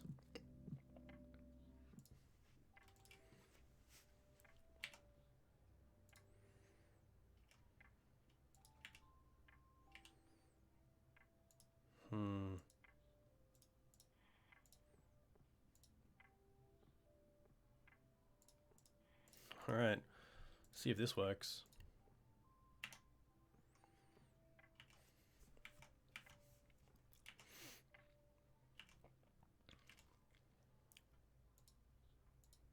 We still know about Abrade, which is a little bit annoying.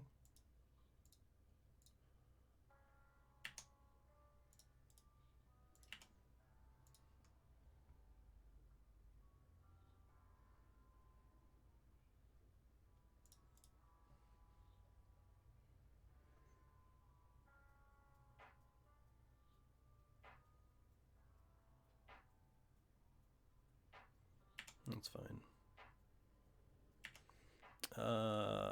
Blue.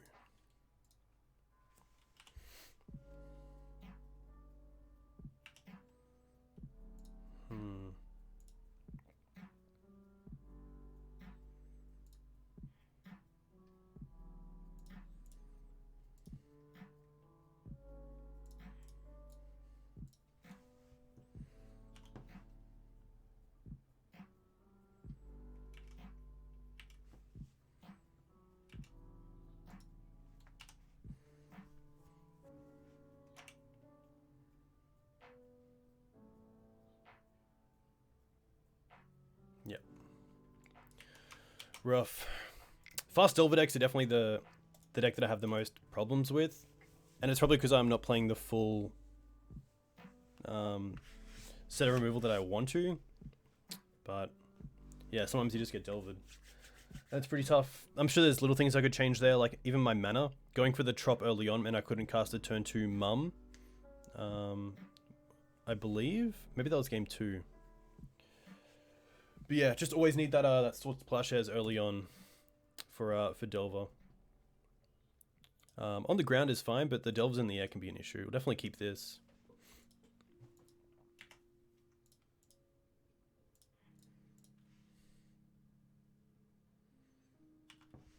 Inquisitor.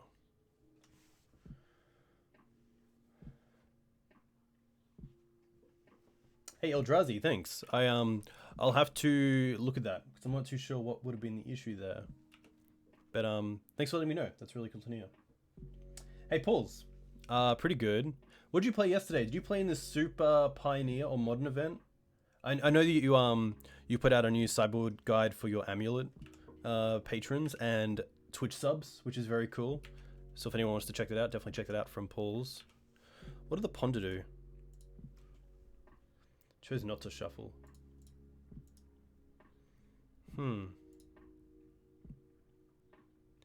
So if this is a combo deck, I probably want to lead on the Thalia, not the Oko. I don't mind just going ahead, playing around days by not allowing them to return this, and then going out with Thalia. It does put us a turn back off Oko unless we draw into Cradle, but I think this is okay. It also turns off, you know, extra Ponders.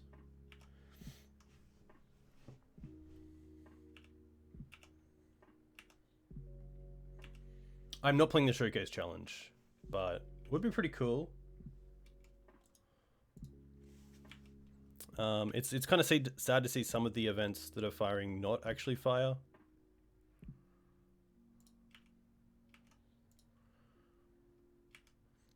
Knight's a pretty nice draw. Because now I don't mind getting Trop and casting Knight. Hey, episode 25, welcome. Hope you're well. Currently 2-1 with a 4-color Maverick. Knight survives. Interesting. Well, now we have a pretty nice board state going. Yeah, they're just going to concede before we see anything, which is interesting.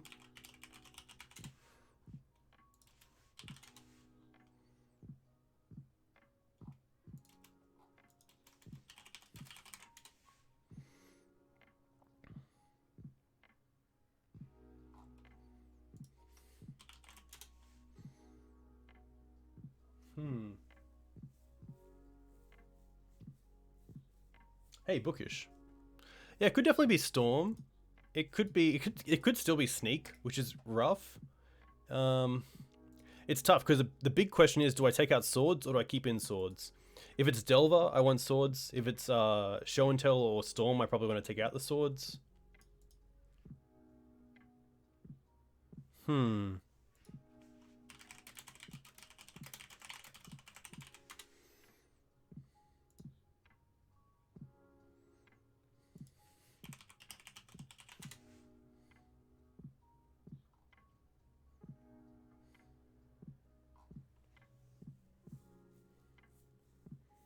Just don't board.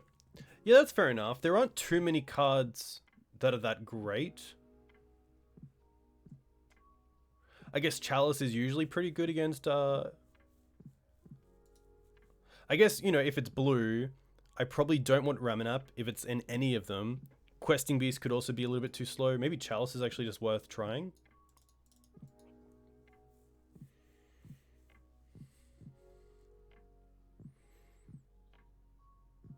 I think against all those cards, all those decks as well, Uro probably isn't where I want to be. Uro is pretty good against Delver, but...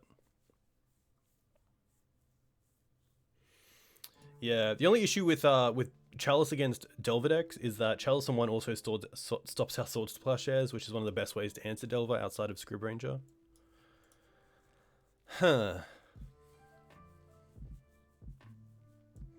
Yeah, I might just do this.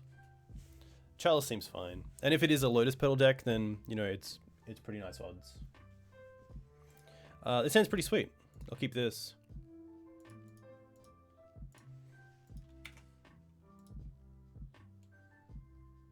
Okay. Well, at least we kind of called it okay. Yeah, it could definitely be Sneakeroo. The Chrome Mock straight away into Brainstorm is very rough.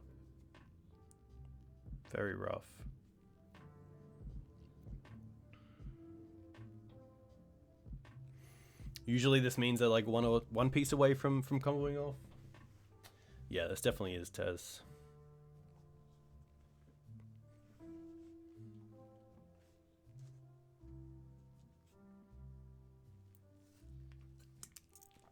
Ooh, I forgot about my coffee and it's really cold. But it's kind of nice. Oh, is this just a pass? Okay, I can do with this. Interesting.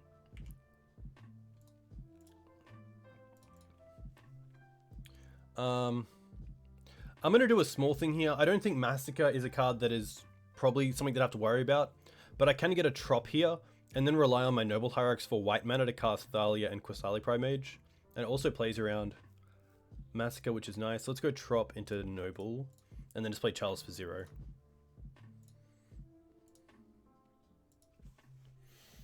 Or Bayou, yeah, Bayou is also a big call. I guess Bayou... Yeah, we still have Leovold, which we could hardcast.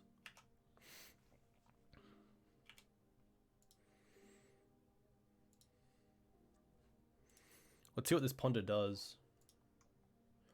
Probably a shuffle if they're Brainstorm locked. Well, most likely a shuffle. Yeah, they shuffled, okay. And they're just gonna... Wow, okay. So obviously they just didn't draw anything. And maybe they set up a win for this turn through Chalice, but... I'll take it. So we can try to finish 4-1, which is kind of nice. Yeah, pretty tough. I mean, my opponent obviously got pretty unlucky there. They obviously a Chrome Mox into a Brainstorm is them saying I'm very close. I just need to find this one piece.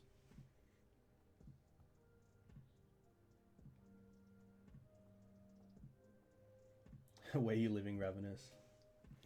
Yeah, I'm just not sure if in that situation if they need to even Massacre, if they can just go off.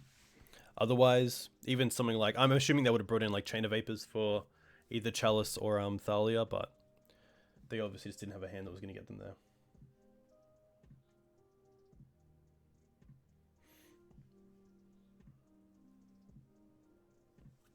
Yeah, I assume they just go off so fast they don't really care about some of the creatures that are played because, you know, turn 2 Hate Bears aren't what they used to be.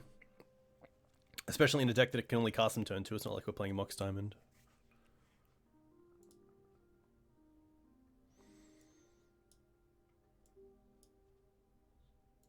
Actually, let's cut this because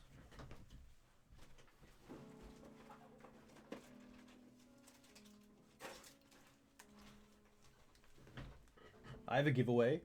It is a Japanese pack of... I'm not too sure. What pack is this with the Hound? A huge thank you to MTG Mate, who's actually given me some boosters to give away, which is very cool. I believe this is one of the newer sets. M20? It's not M20. Is it M20? Theros. Yeah, I think it's Theros from Beyond. All right. So if you wanna win this pack, you can type in Maverick into chat, and then I'll get a winner, of course. But yeah, a huge thank you to MTG Mate. MTG Mate is an Australian online card seller. You can check out that site. It's pretty sweet. They have a great buy list as well. You can get extra 25% on credit if you use it. But yeah, this is one that I'll post to anyone in the world, so you can enter no matter what.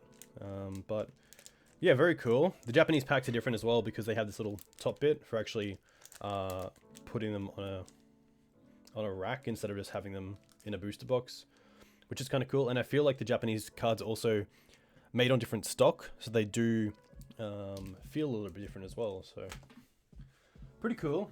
There are some pretty cool cards in this pack as well, especially for Legacy. There's a few playables. I know the Hound has seen a bit of play in Loam decks, which is cool. The Japanese packs, yeah, good printing. They do, they really do. Just feels nice. I usually open the pack on stream as well to see what you get, but if you want to keep it. Hey Ramar, welcome. Ramar, if you type Maverick in chat, you can win this booster, which would be pretty cool. It is a Japanese booster, but there is a card called Uro. Interesting. All the Titans are in here as well, aren't they? That's pretty sweet. I didn't realize that. Alright, I'm going to give you guys another 10 seconds to type Maverick in chat. Interesting. Haha. Yeah, Anzi got pretty unfortunate. Drew a lot of cards with Grizzlebrand. Kunaros, thank you. That is the name. Alright, let's do this. The winner is...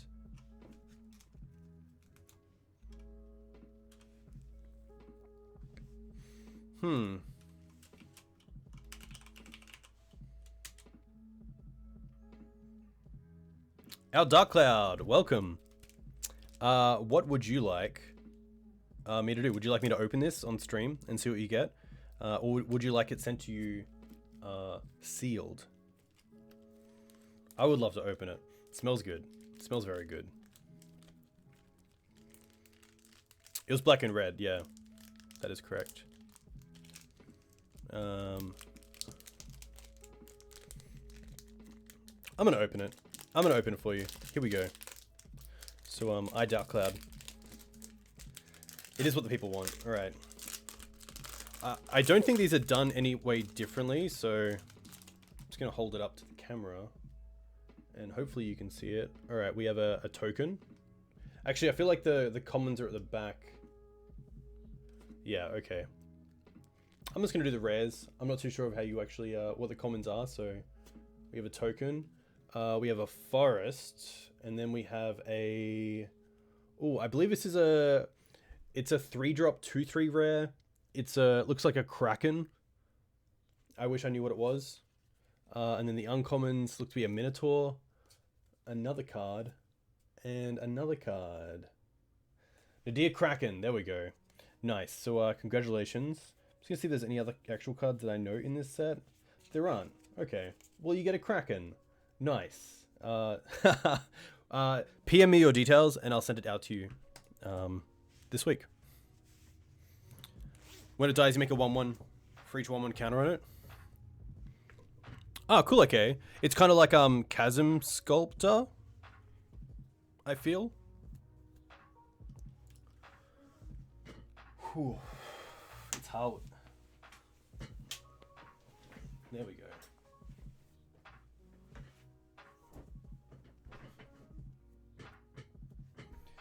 Do you happen to be playing Legacy in paper this week? Yes, I am. So I'm going to stop streaming Wednesday nights and move to Thursday nights because Wednesday night Legacy, Paper Legacy, is now back on at Good Games Upper Macrovat if you're in Brisbane. So I'm going to start streaming on Thursday nights and Sunday mornings instead of Wednesday nights because then I can play Paper Magic on Wednesdays and then Thursday night. Which is sweet because I have a few decks to lend out, so usually we can get between 10 to 20 players, which is pretty awesome. It'll just be nice playing Paper Magic again. I really miss it. A little bit harder to stream Paper Magic, but it would be very cool. It would be very cool to see. Sadly not. I usually have date night on Tuesday night, so that kind of rules it out. And just once a week is kind of nice as well. Alright, we're on the play against MTGO. And sadly, I can't keep this. The Blast Zone is just a little bit rough on mana, so I'm going to mulligan this. This is okay. I'm going to drop the Dryad Arbor. We do have all our lands, which is nice. At least all our colors, so I'll keep this and bottom the Dryad.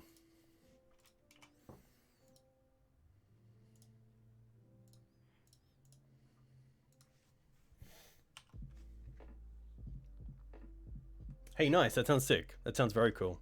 If you have a deck, that's great, but if you don't, you can definitely borrow one as well.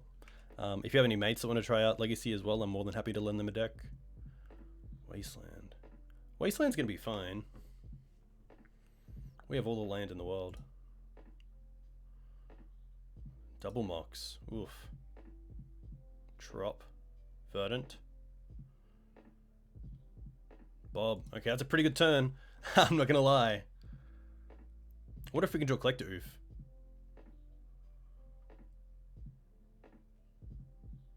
Bayou.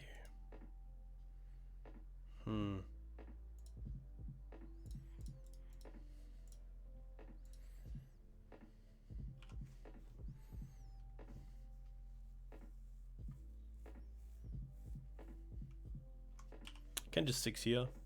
Abrupt Decay. That's pretty good.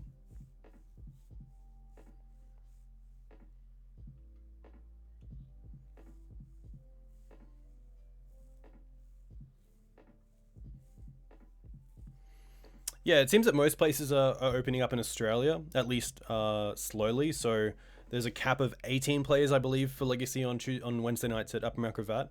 And there will be like some distancing required, but it's a little bit hard for Magic at the best of times. I wonder if they go after Thalia or our birds here with the Abrupt Decay.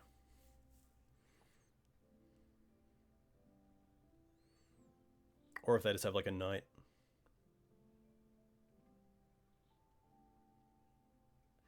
Knight's pretty good.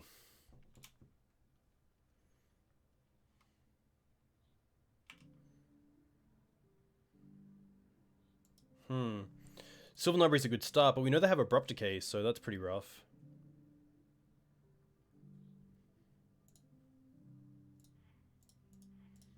Oh, wait.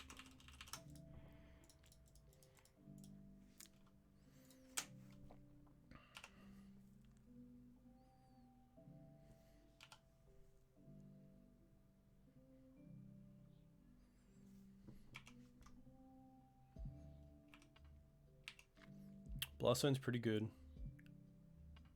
This Bob's just going to run away with the game because we don't have a way to answer it right now. And the Sylvan Library's going to get hit. Pretty dark times.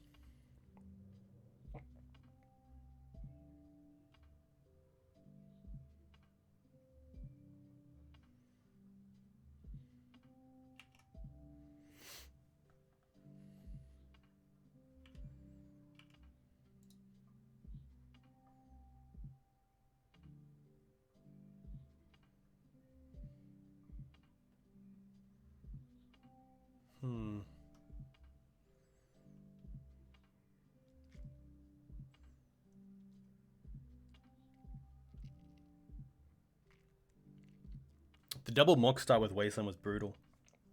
And then Bob to follow it up to gain you back the card advantage that you lost from Mox Diamond.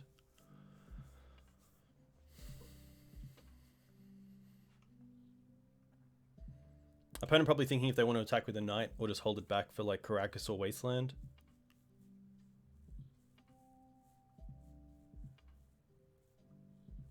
You're going to attack, okay. No blocks.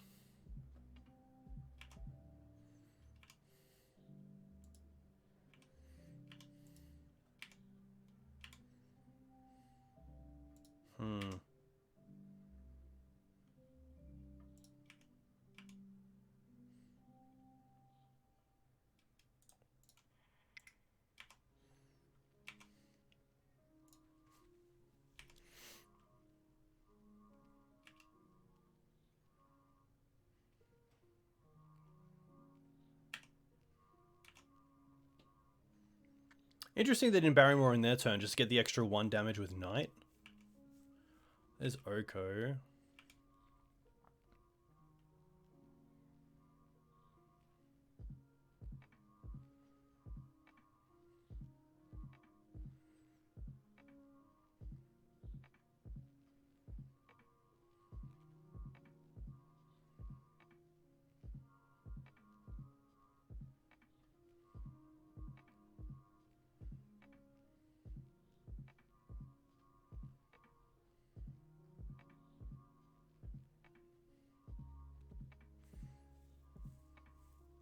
I think the play is even just to fetch, play Oko, make a Mox Diamond a 3/3, and then attack for 13.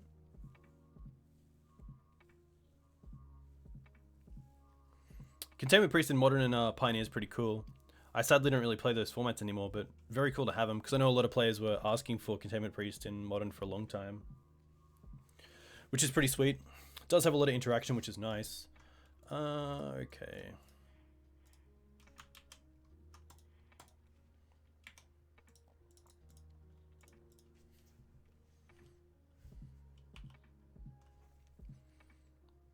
Sadly, this game is definitely over.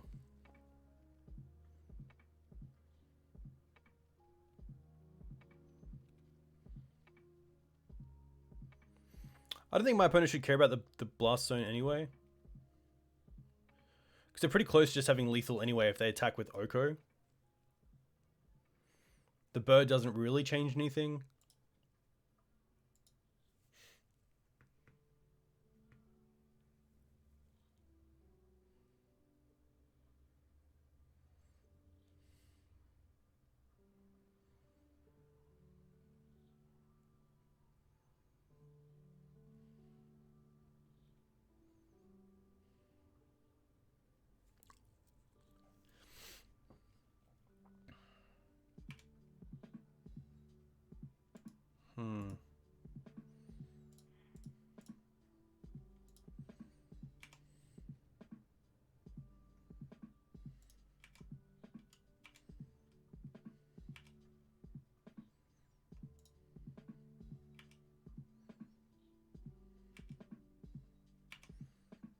There might be a world where I can get there with this Bob. So I kind of just want to delay time. There's no reason not to play this game out. At least I can see more from my opponent's deck.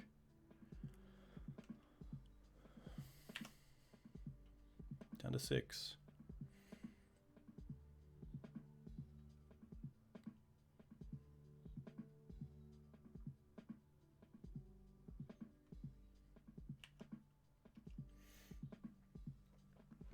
Hey, Mozza.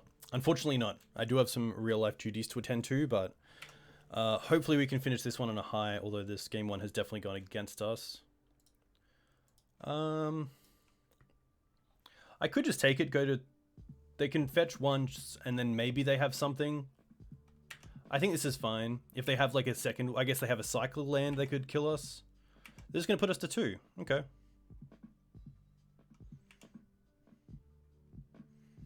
Interesting. Not even fetching before damage to try to like turn off fetches for us, which could be a thing.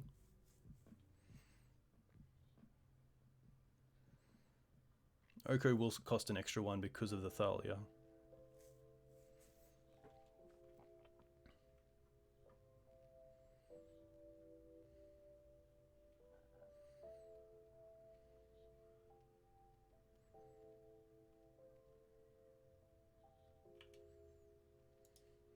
That's fine.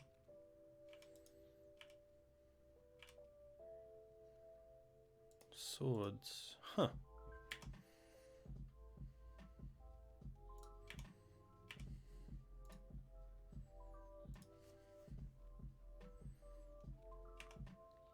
They can just get there now with Oko, unfortunately, but...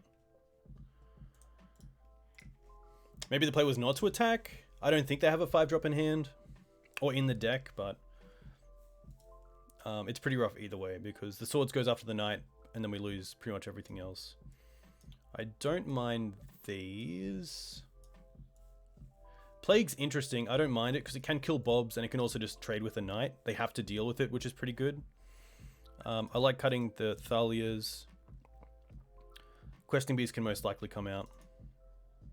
Oko's still okay. Leovold's interesting. I don't mind Leovold, because it also makes Wasteland a little bit worse.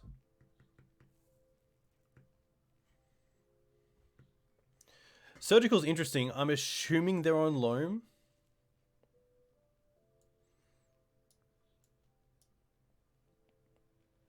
Maybe double force isn't needed. Maybe just one force. Maybe even just no force. Because the Okos can also just deal with Mox Diamonds if they're being a little bit light on mana. Collector Ouphe is okay. Yeah, I might just have the 1. I think that's fine.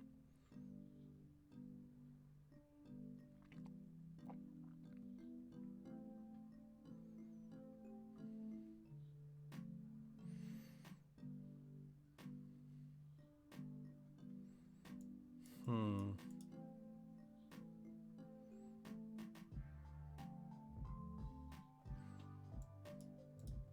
Might just be a Green Suns.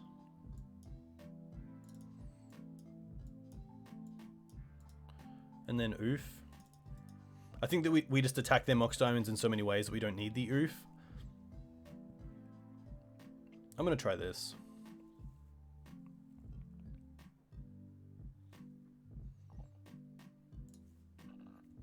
Matter Acceleration is pretty key, and this hand doesn't have it.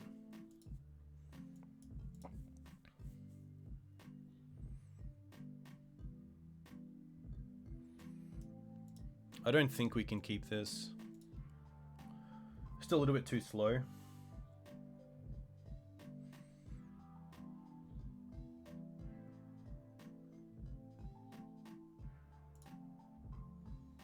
This is much better. I'll keep this. And I think I'll just bottom the second Savannah.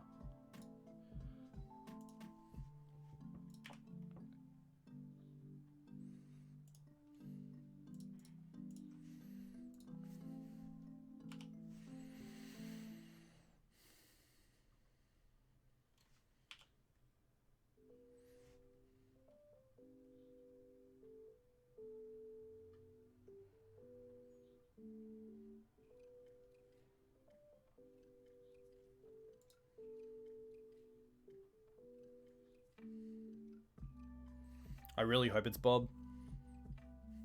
It could be Decay. Baleful Strix. Okay, that's fine.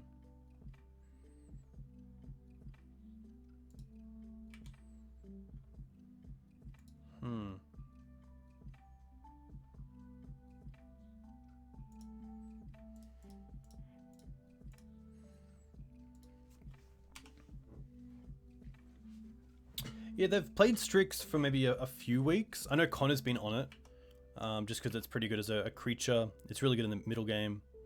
It can be O-code, which is nice.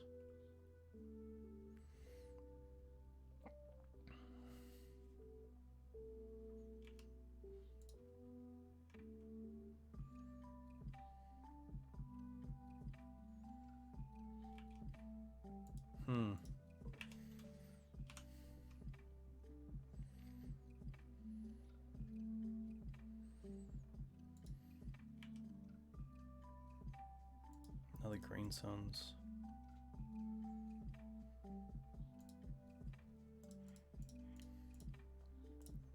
Just gonna go for a bird here. I probably should have, looking back, just used the extra Green Suns last turn to find Dryad Arbor to keep building out my mana. Because we did just leave a fetch up, which is great with Sylvan Library, but it actually sticking around is a whole different story.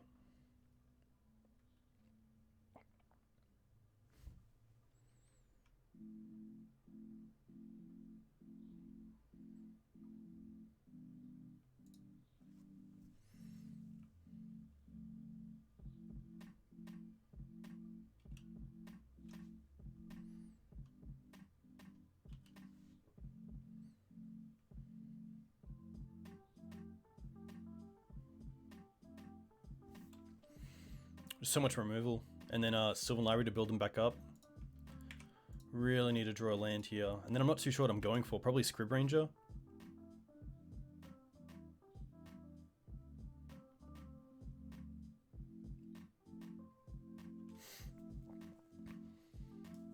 Okay, that's a start.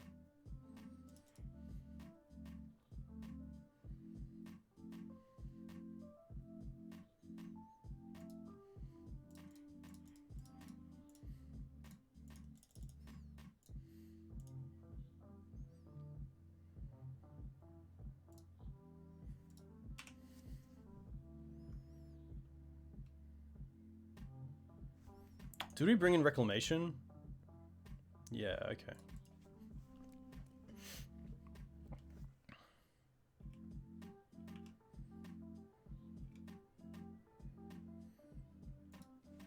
To be fair, they probably just pay 8 here. We don't have any great attackers. There's no real pressure.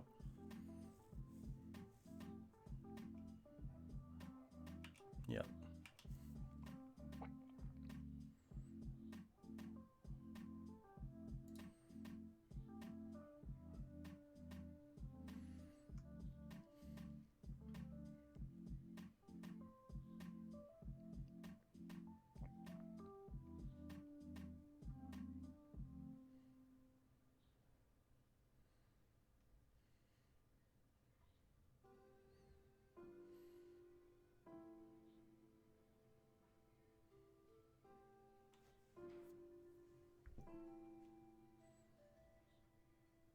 Opponent trying to figure out how they want to cast their spells. Screws is fine.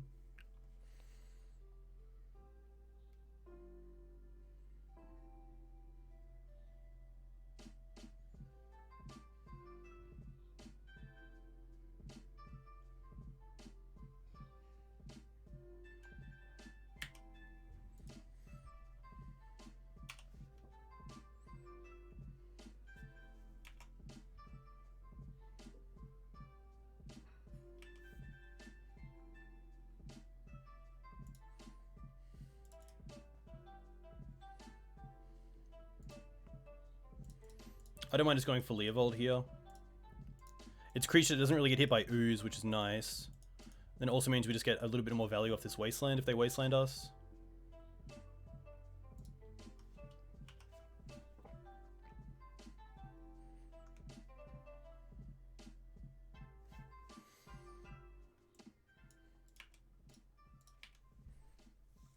Also turns off Library, yeah, that's very correct.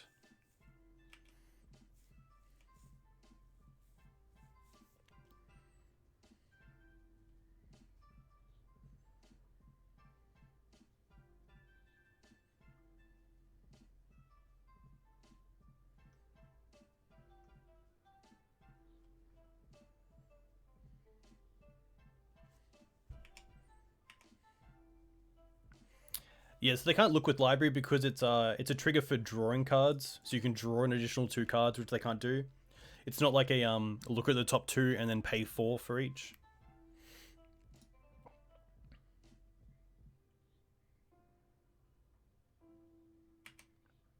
No, it's pretty good.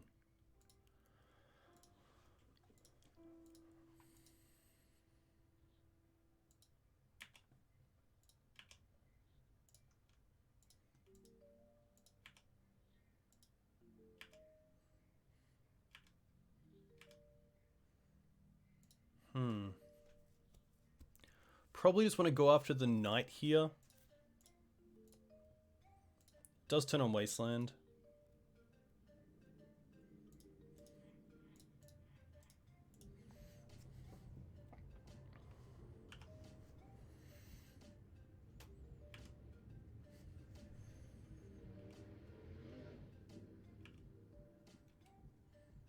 They're also at 17, so this really needs to start turning around fast, or else we're just going to get clobbered with value.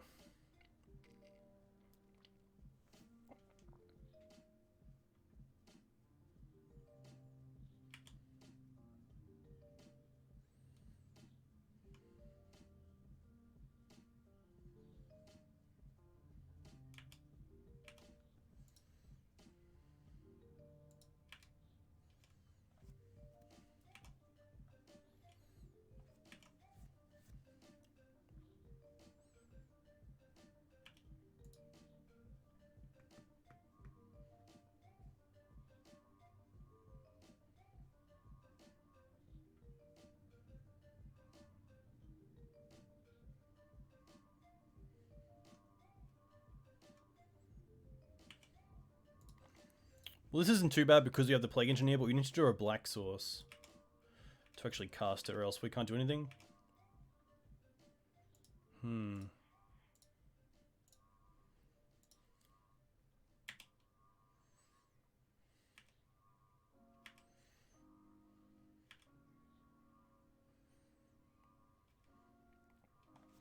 At least we can block the Screws with Qasali and then just blow up the Mox Diamond.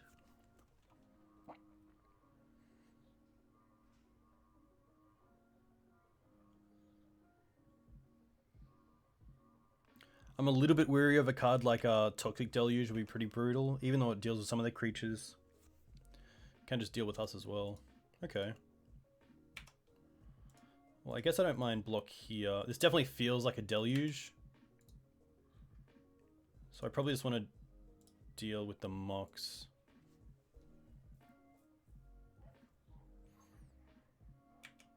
Hitting the Library? Yeah, it's fair enough. I mean, if they do have some sort of removal for the Leovold, then it's looking pretty bad, but...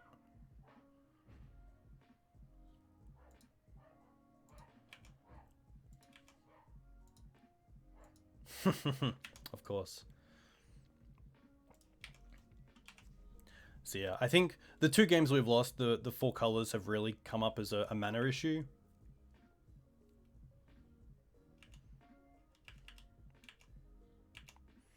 I didn't want to hit the library because we have the Leovold.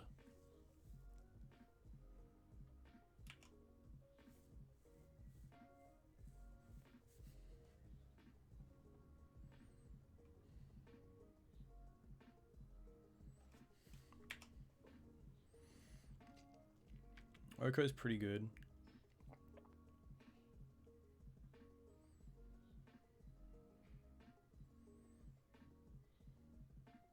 They probably make us Strix a 3/3. They can't go after the Noble because we can just get pro green, which means they can't actually attack either with the Scavenging Ooze.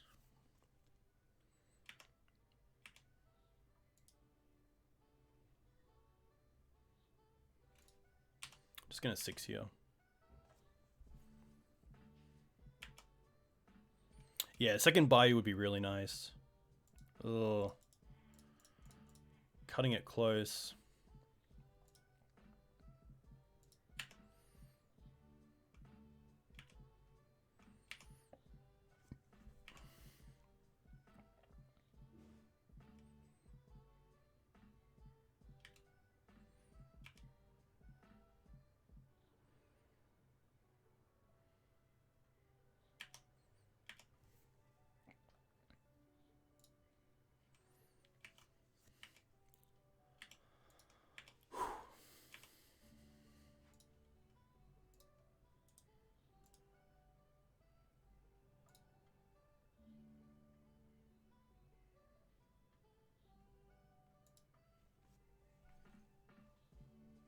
Hey, Brandon, you're welcome. Thanks for the shout out. But yeah, I definitely like having the extra black source. I think we just skimmed a little bit. I think playing the Blast Zone in the main deck was what I really shouldn't have been doing. 1 card left. Okay. Well.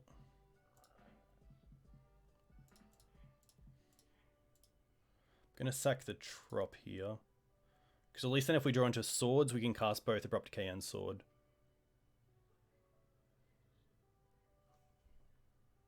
This is fine. Just gonna find that Scrubland.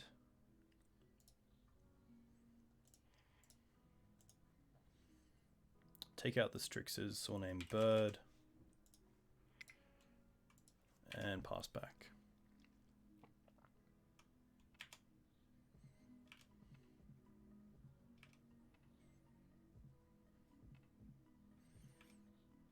Leo's definitely done a lot of work this game, turning off the Sylvan Library, because with their library online, this game's definitely over multiple turns earlier.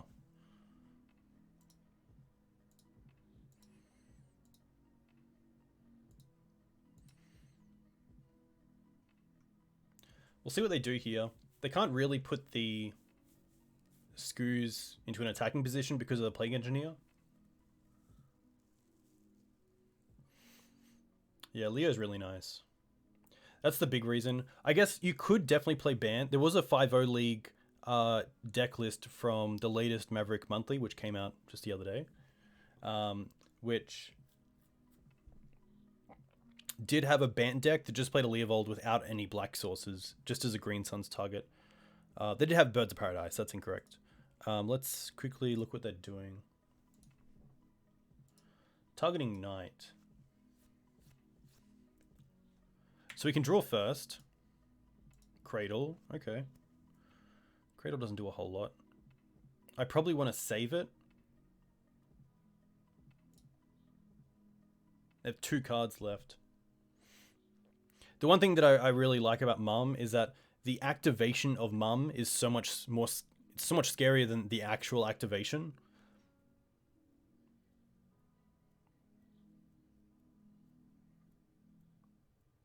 To be fair, Knight is kind of neutered as well by the Scavenging Ooze currently, so I don't really mind it as just a 3/3.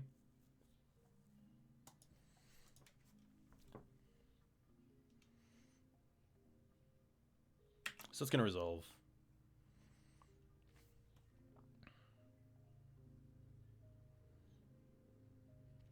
I think my best target to draw is Green Sun Zenith because of the Cradle.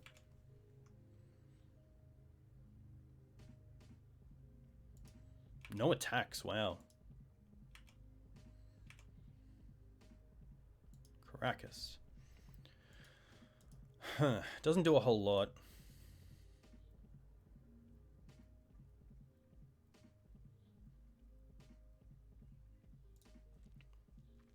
So do I care about the Oko or the Scavenging Ooze? That's a big question.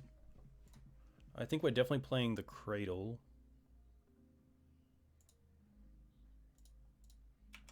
And then I don't mind attacking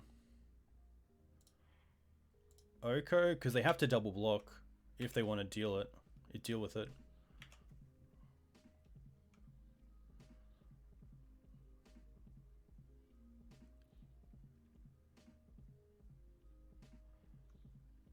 Exalted here actually really relevant. Ah, interesting. Huh.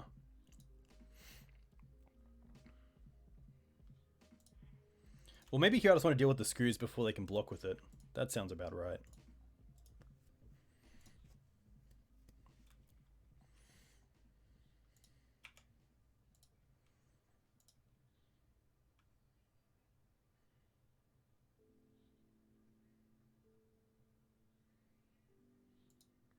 And I mean, if they want to double block the 4/4 Knight, then I'm more than happy for that.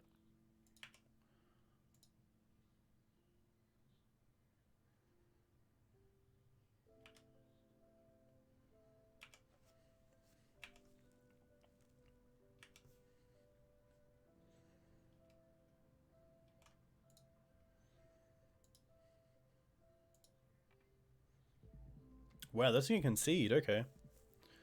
Well then, let's go to a game 3.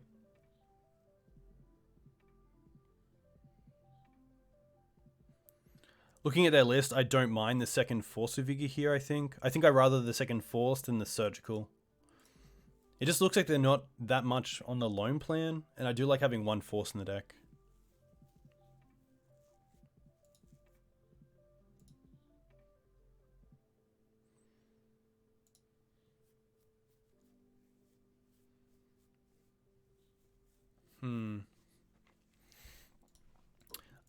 This hand is okay, quite slow, but if we draw a 1-drop, then it's really nice. Scryb Ranger can also just save all our non-basics, which is kind of nice.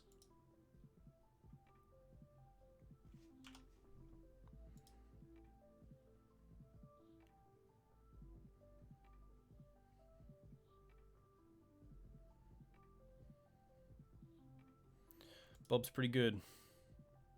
If I can draw a swords, that'd just be perfect. Mum's not too bad.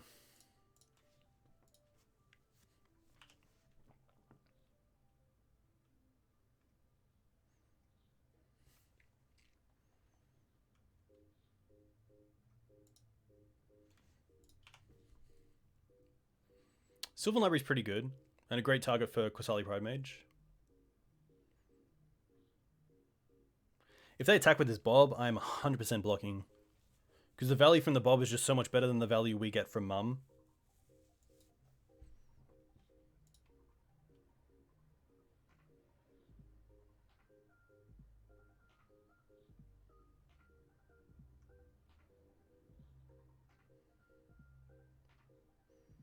If this game goes long and they don't find Skoos, then Savine's Reclamation and Uro are going to be really nice. The one kind of little fault is that we can't cast this Uro on turn 4 because of the snow-covered plains.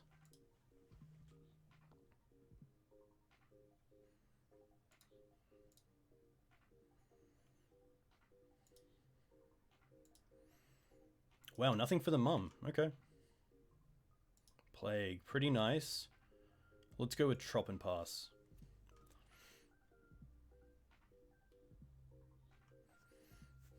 So I could play the Qasali Pridemage and tap out. But I think holding up Scryb Ranger is a little bit better. Because I don't want to get Wastelanded.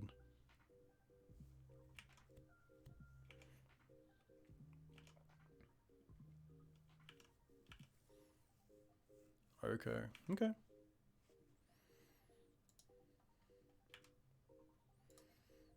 The Engineer is really nice because it answers the Dark Confidant and then they have to answer the Plague Engineer. So Plague Engineer is like the perfect card for Maverick right now because you're getting value off it straight away and then your opponent has to deal with it through a card. Maybe even 2 if the Mum comes into consideration here.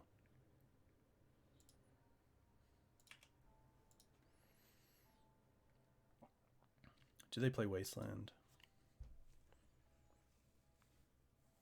Maze. Okay.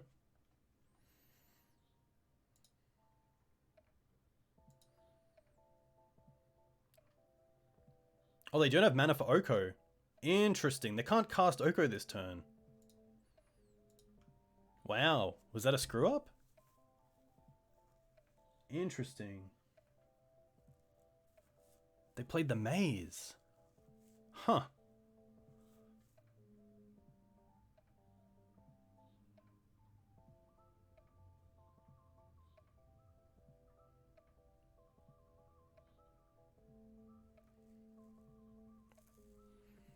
Yeah, surely the Oko is just the best play here. So maybe they don't even have the mana for it, but surely with 14 life you can pay for it. All right. Scryb Ranger it is. And now this is an interesting one. Do we go for Qasali Pridemage on Sylvan Library? Is that better? I think it is. I think it's better than Plague Engineer. Is it? Maybe not. Yeah, I think killing the library is better.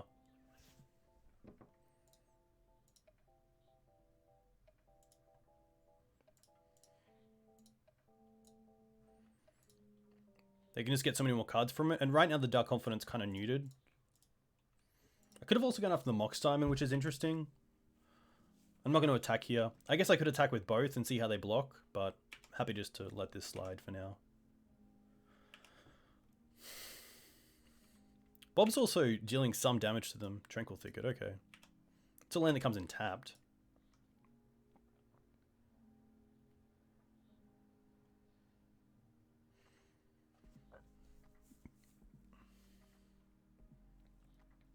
Yeah, we can get back the that card, which is really nice.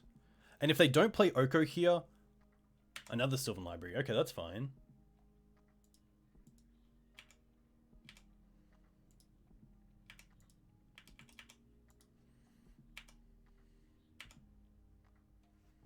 Misty.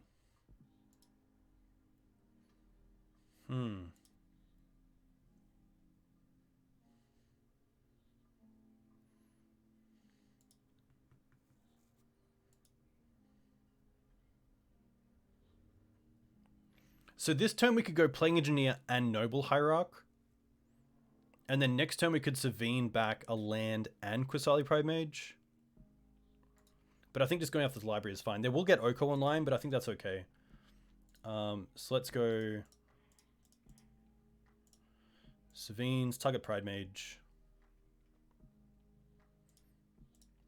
We can then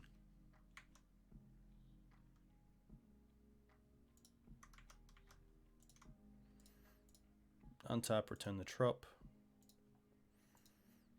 We haven't played a land for turn.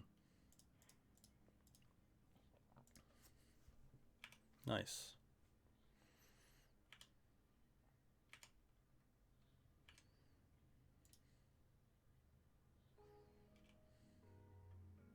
Underground Sea. Well, now they definitely have Oko online.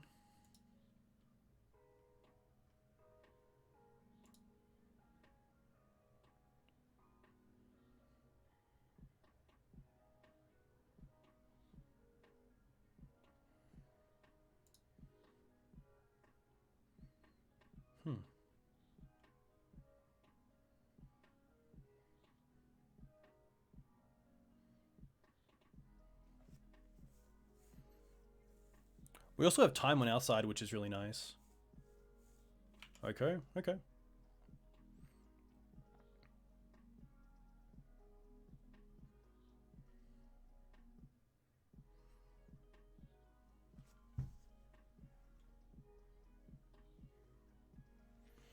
Because of the Maze of Ith, there's not too much we can do. We could definitely attack with both creatures, and then if they block one, we could, you know, untap the mum and return and give pro, but...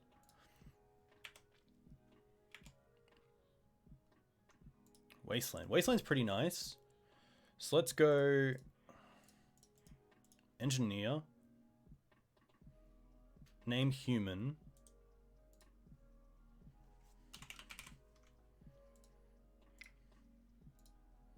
Play Wasteland. Hit the maze.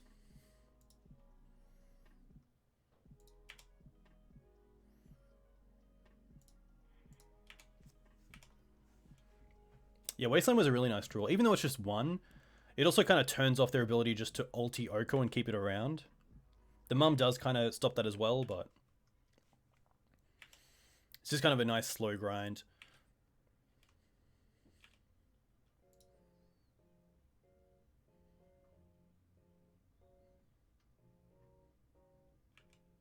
Oh. Ah, classic. They traded the food for the Oko, but I could have given pro, but I didn't. Ha! I meant to give pro. Rough. Ah, rough. I had a 6 that turn. Kind of. Yeah, rough.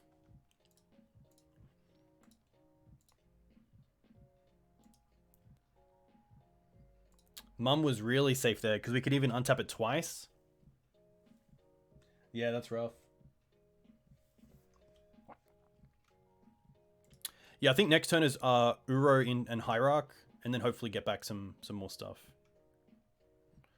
Chalice for 1. Okay.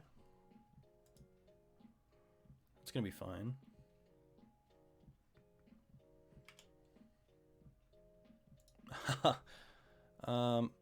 Okay, let's play a land. Play Uro. We'll draw first. Tundra, put that into play. Now we get sacked. 1, 2, 3, 4, 5. Okay.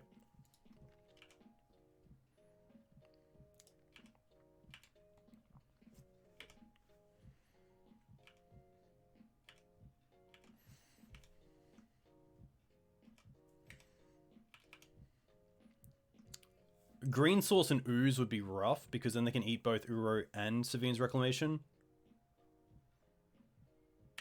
Oko's okay.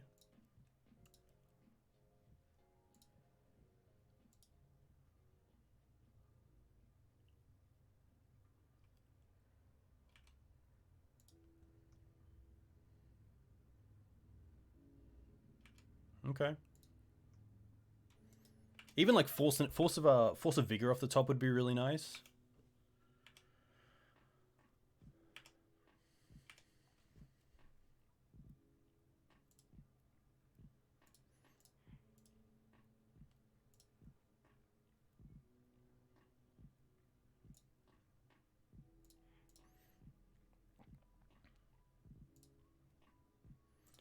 Green, green, blue, blue.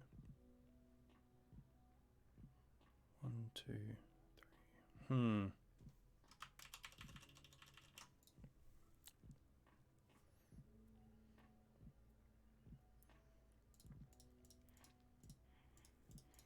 Yeah, maybe Savine's is actually better here. Getting back Pridemage and Plague Engineer.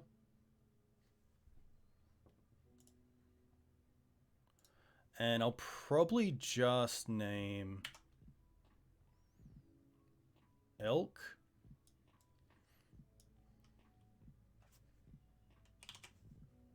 I guess Bird's also pretty annoying. I think it's going to be Elk. At least for now. And now we can actually hit the Oko for 2 with Exalted, which is nice.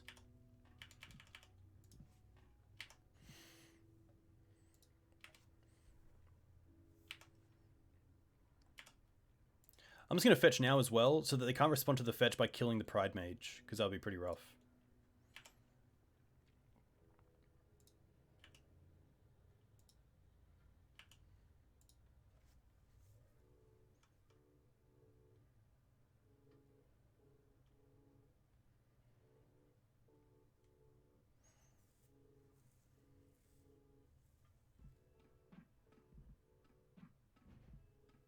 Yeah, we could have thrown Mum into, or one of these creatures into the bin to actually be there for Uro. I think it works out nicely now, but that definitely was a consideration. Wasteland a ton. Okay, that's fine. So it's one we can't save with the Scryb Ranger. Tick up on the food. That's going to be fine. We can block with Qasali and then just kill the Chalice.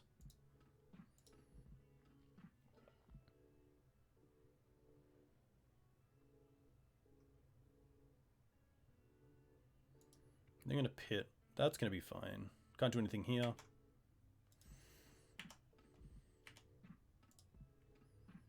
No attacks. Interesting. 1, 2, 3, 4, 5, 6. I think here I do just want to use... Maybe not.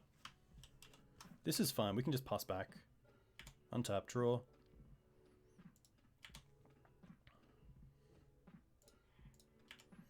Attack Oko for 2 in the air.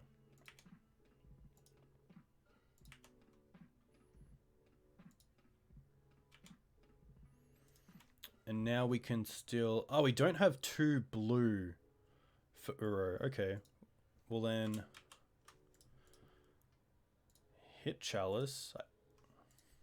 Play Noble.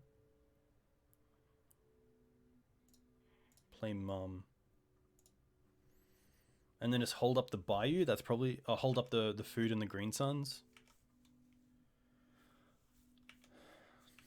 I don't believe we have Questing Beast anymore. It is in the sideboard, but we do have... Even Leovold again would be really nice. 2, 4, 6, 8. We can actually next turn play Uro and also Green Suns for Leovold if we stick with the same creature base right now. Scryb Ranger bounce. Yeah, Trop, that's very correct.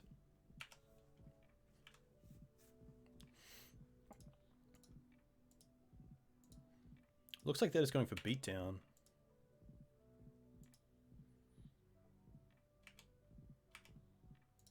Might even just use this food here to save some life.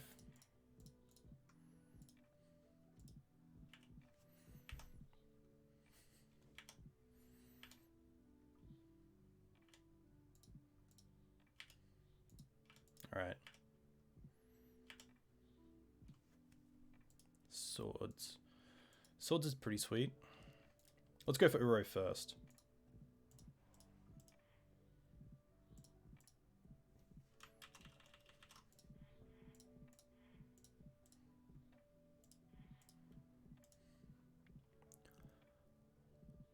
Plague, Misty, Mum, Wasteland, Misty.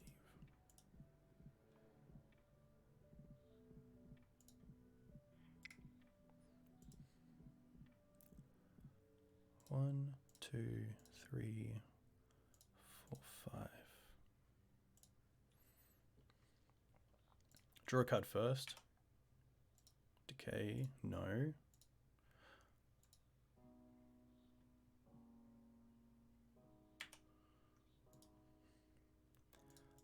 One, 2. Untap this, return Savannah. Play Savannah. 3, 4. Green Suns. Go and get Leo. Turns off Sylvan Library. Now we can attack Oko for 2 in the air. Looking pretty good. Nice. Very cool. So I believe we go 4-1. Which is pretty nice. Going into Delver, which I think is a matchup that I really need to work on, even just how I prioritize the spells that I cast. But pretty nice. This was definitely a bit of a greed pile, so nice to see how it went. I do think that the Blast Zone was a little bit... that should just be a second Bayou. Blast Zone could be in the sideboard perhaps, but it was okay in this metagame. The creature base was pretty sweet. There probably wasn't a creature that I was missing too much. I'm not playing Tireless Tracker because I'm playing the second library. I was going to try to play Teferi, the 3-drop, but I think it's just a little bit too all-in. I'd rather have more creatures. I think the greed is fine. I think if I wanted to greed a little bit less, I would play a Bant Shell just with a Leovold, and maybe one Black Jewel. but then I wouldn't be running Decay, I wouldn't be running Plague Engineer. And it's really tough. Once you play Leovold and a Black Splash, it's really hard not to then be like, well, Plague Engineer is really good, and so is Abrupt Decay. I definitely missed the second Abrupt Decay tonight. I think that would have been really nice. Especially main deck. When I was running just the like green white black deck, it was really good. Running main deck Plague Engineers and Abrupt Decays alongside Swords to Plowshares.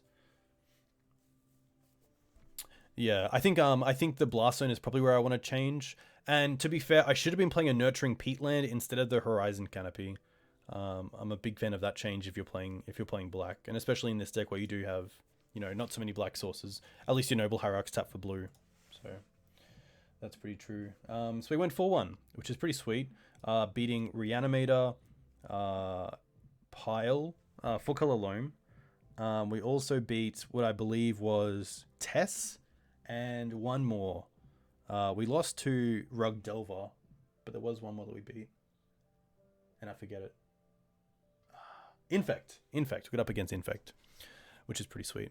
The Legacy Pit is currently streaming, so I'm going to send you guys there. So I will be back next week on Thursday night because of Paper Legacy starting up on Mondays. If you want to find me on Twitter, you can find me at Dukes on Twitch on Twitter. If you want to find me on YouTube, all my videos are at YouTube /Dukes on Twitch. You're more than welcome for the stream.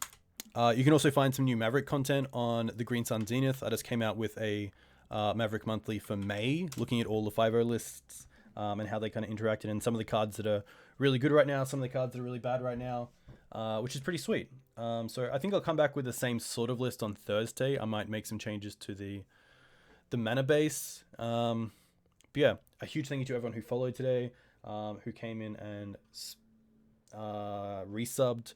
A huge thank you. Let's find the Legacy Pit and send you guys over. All right, we want to raid, and we want to raid the pit.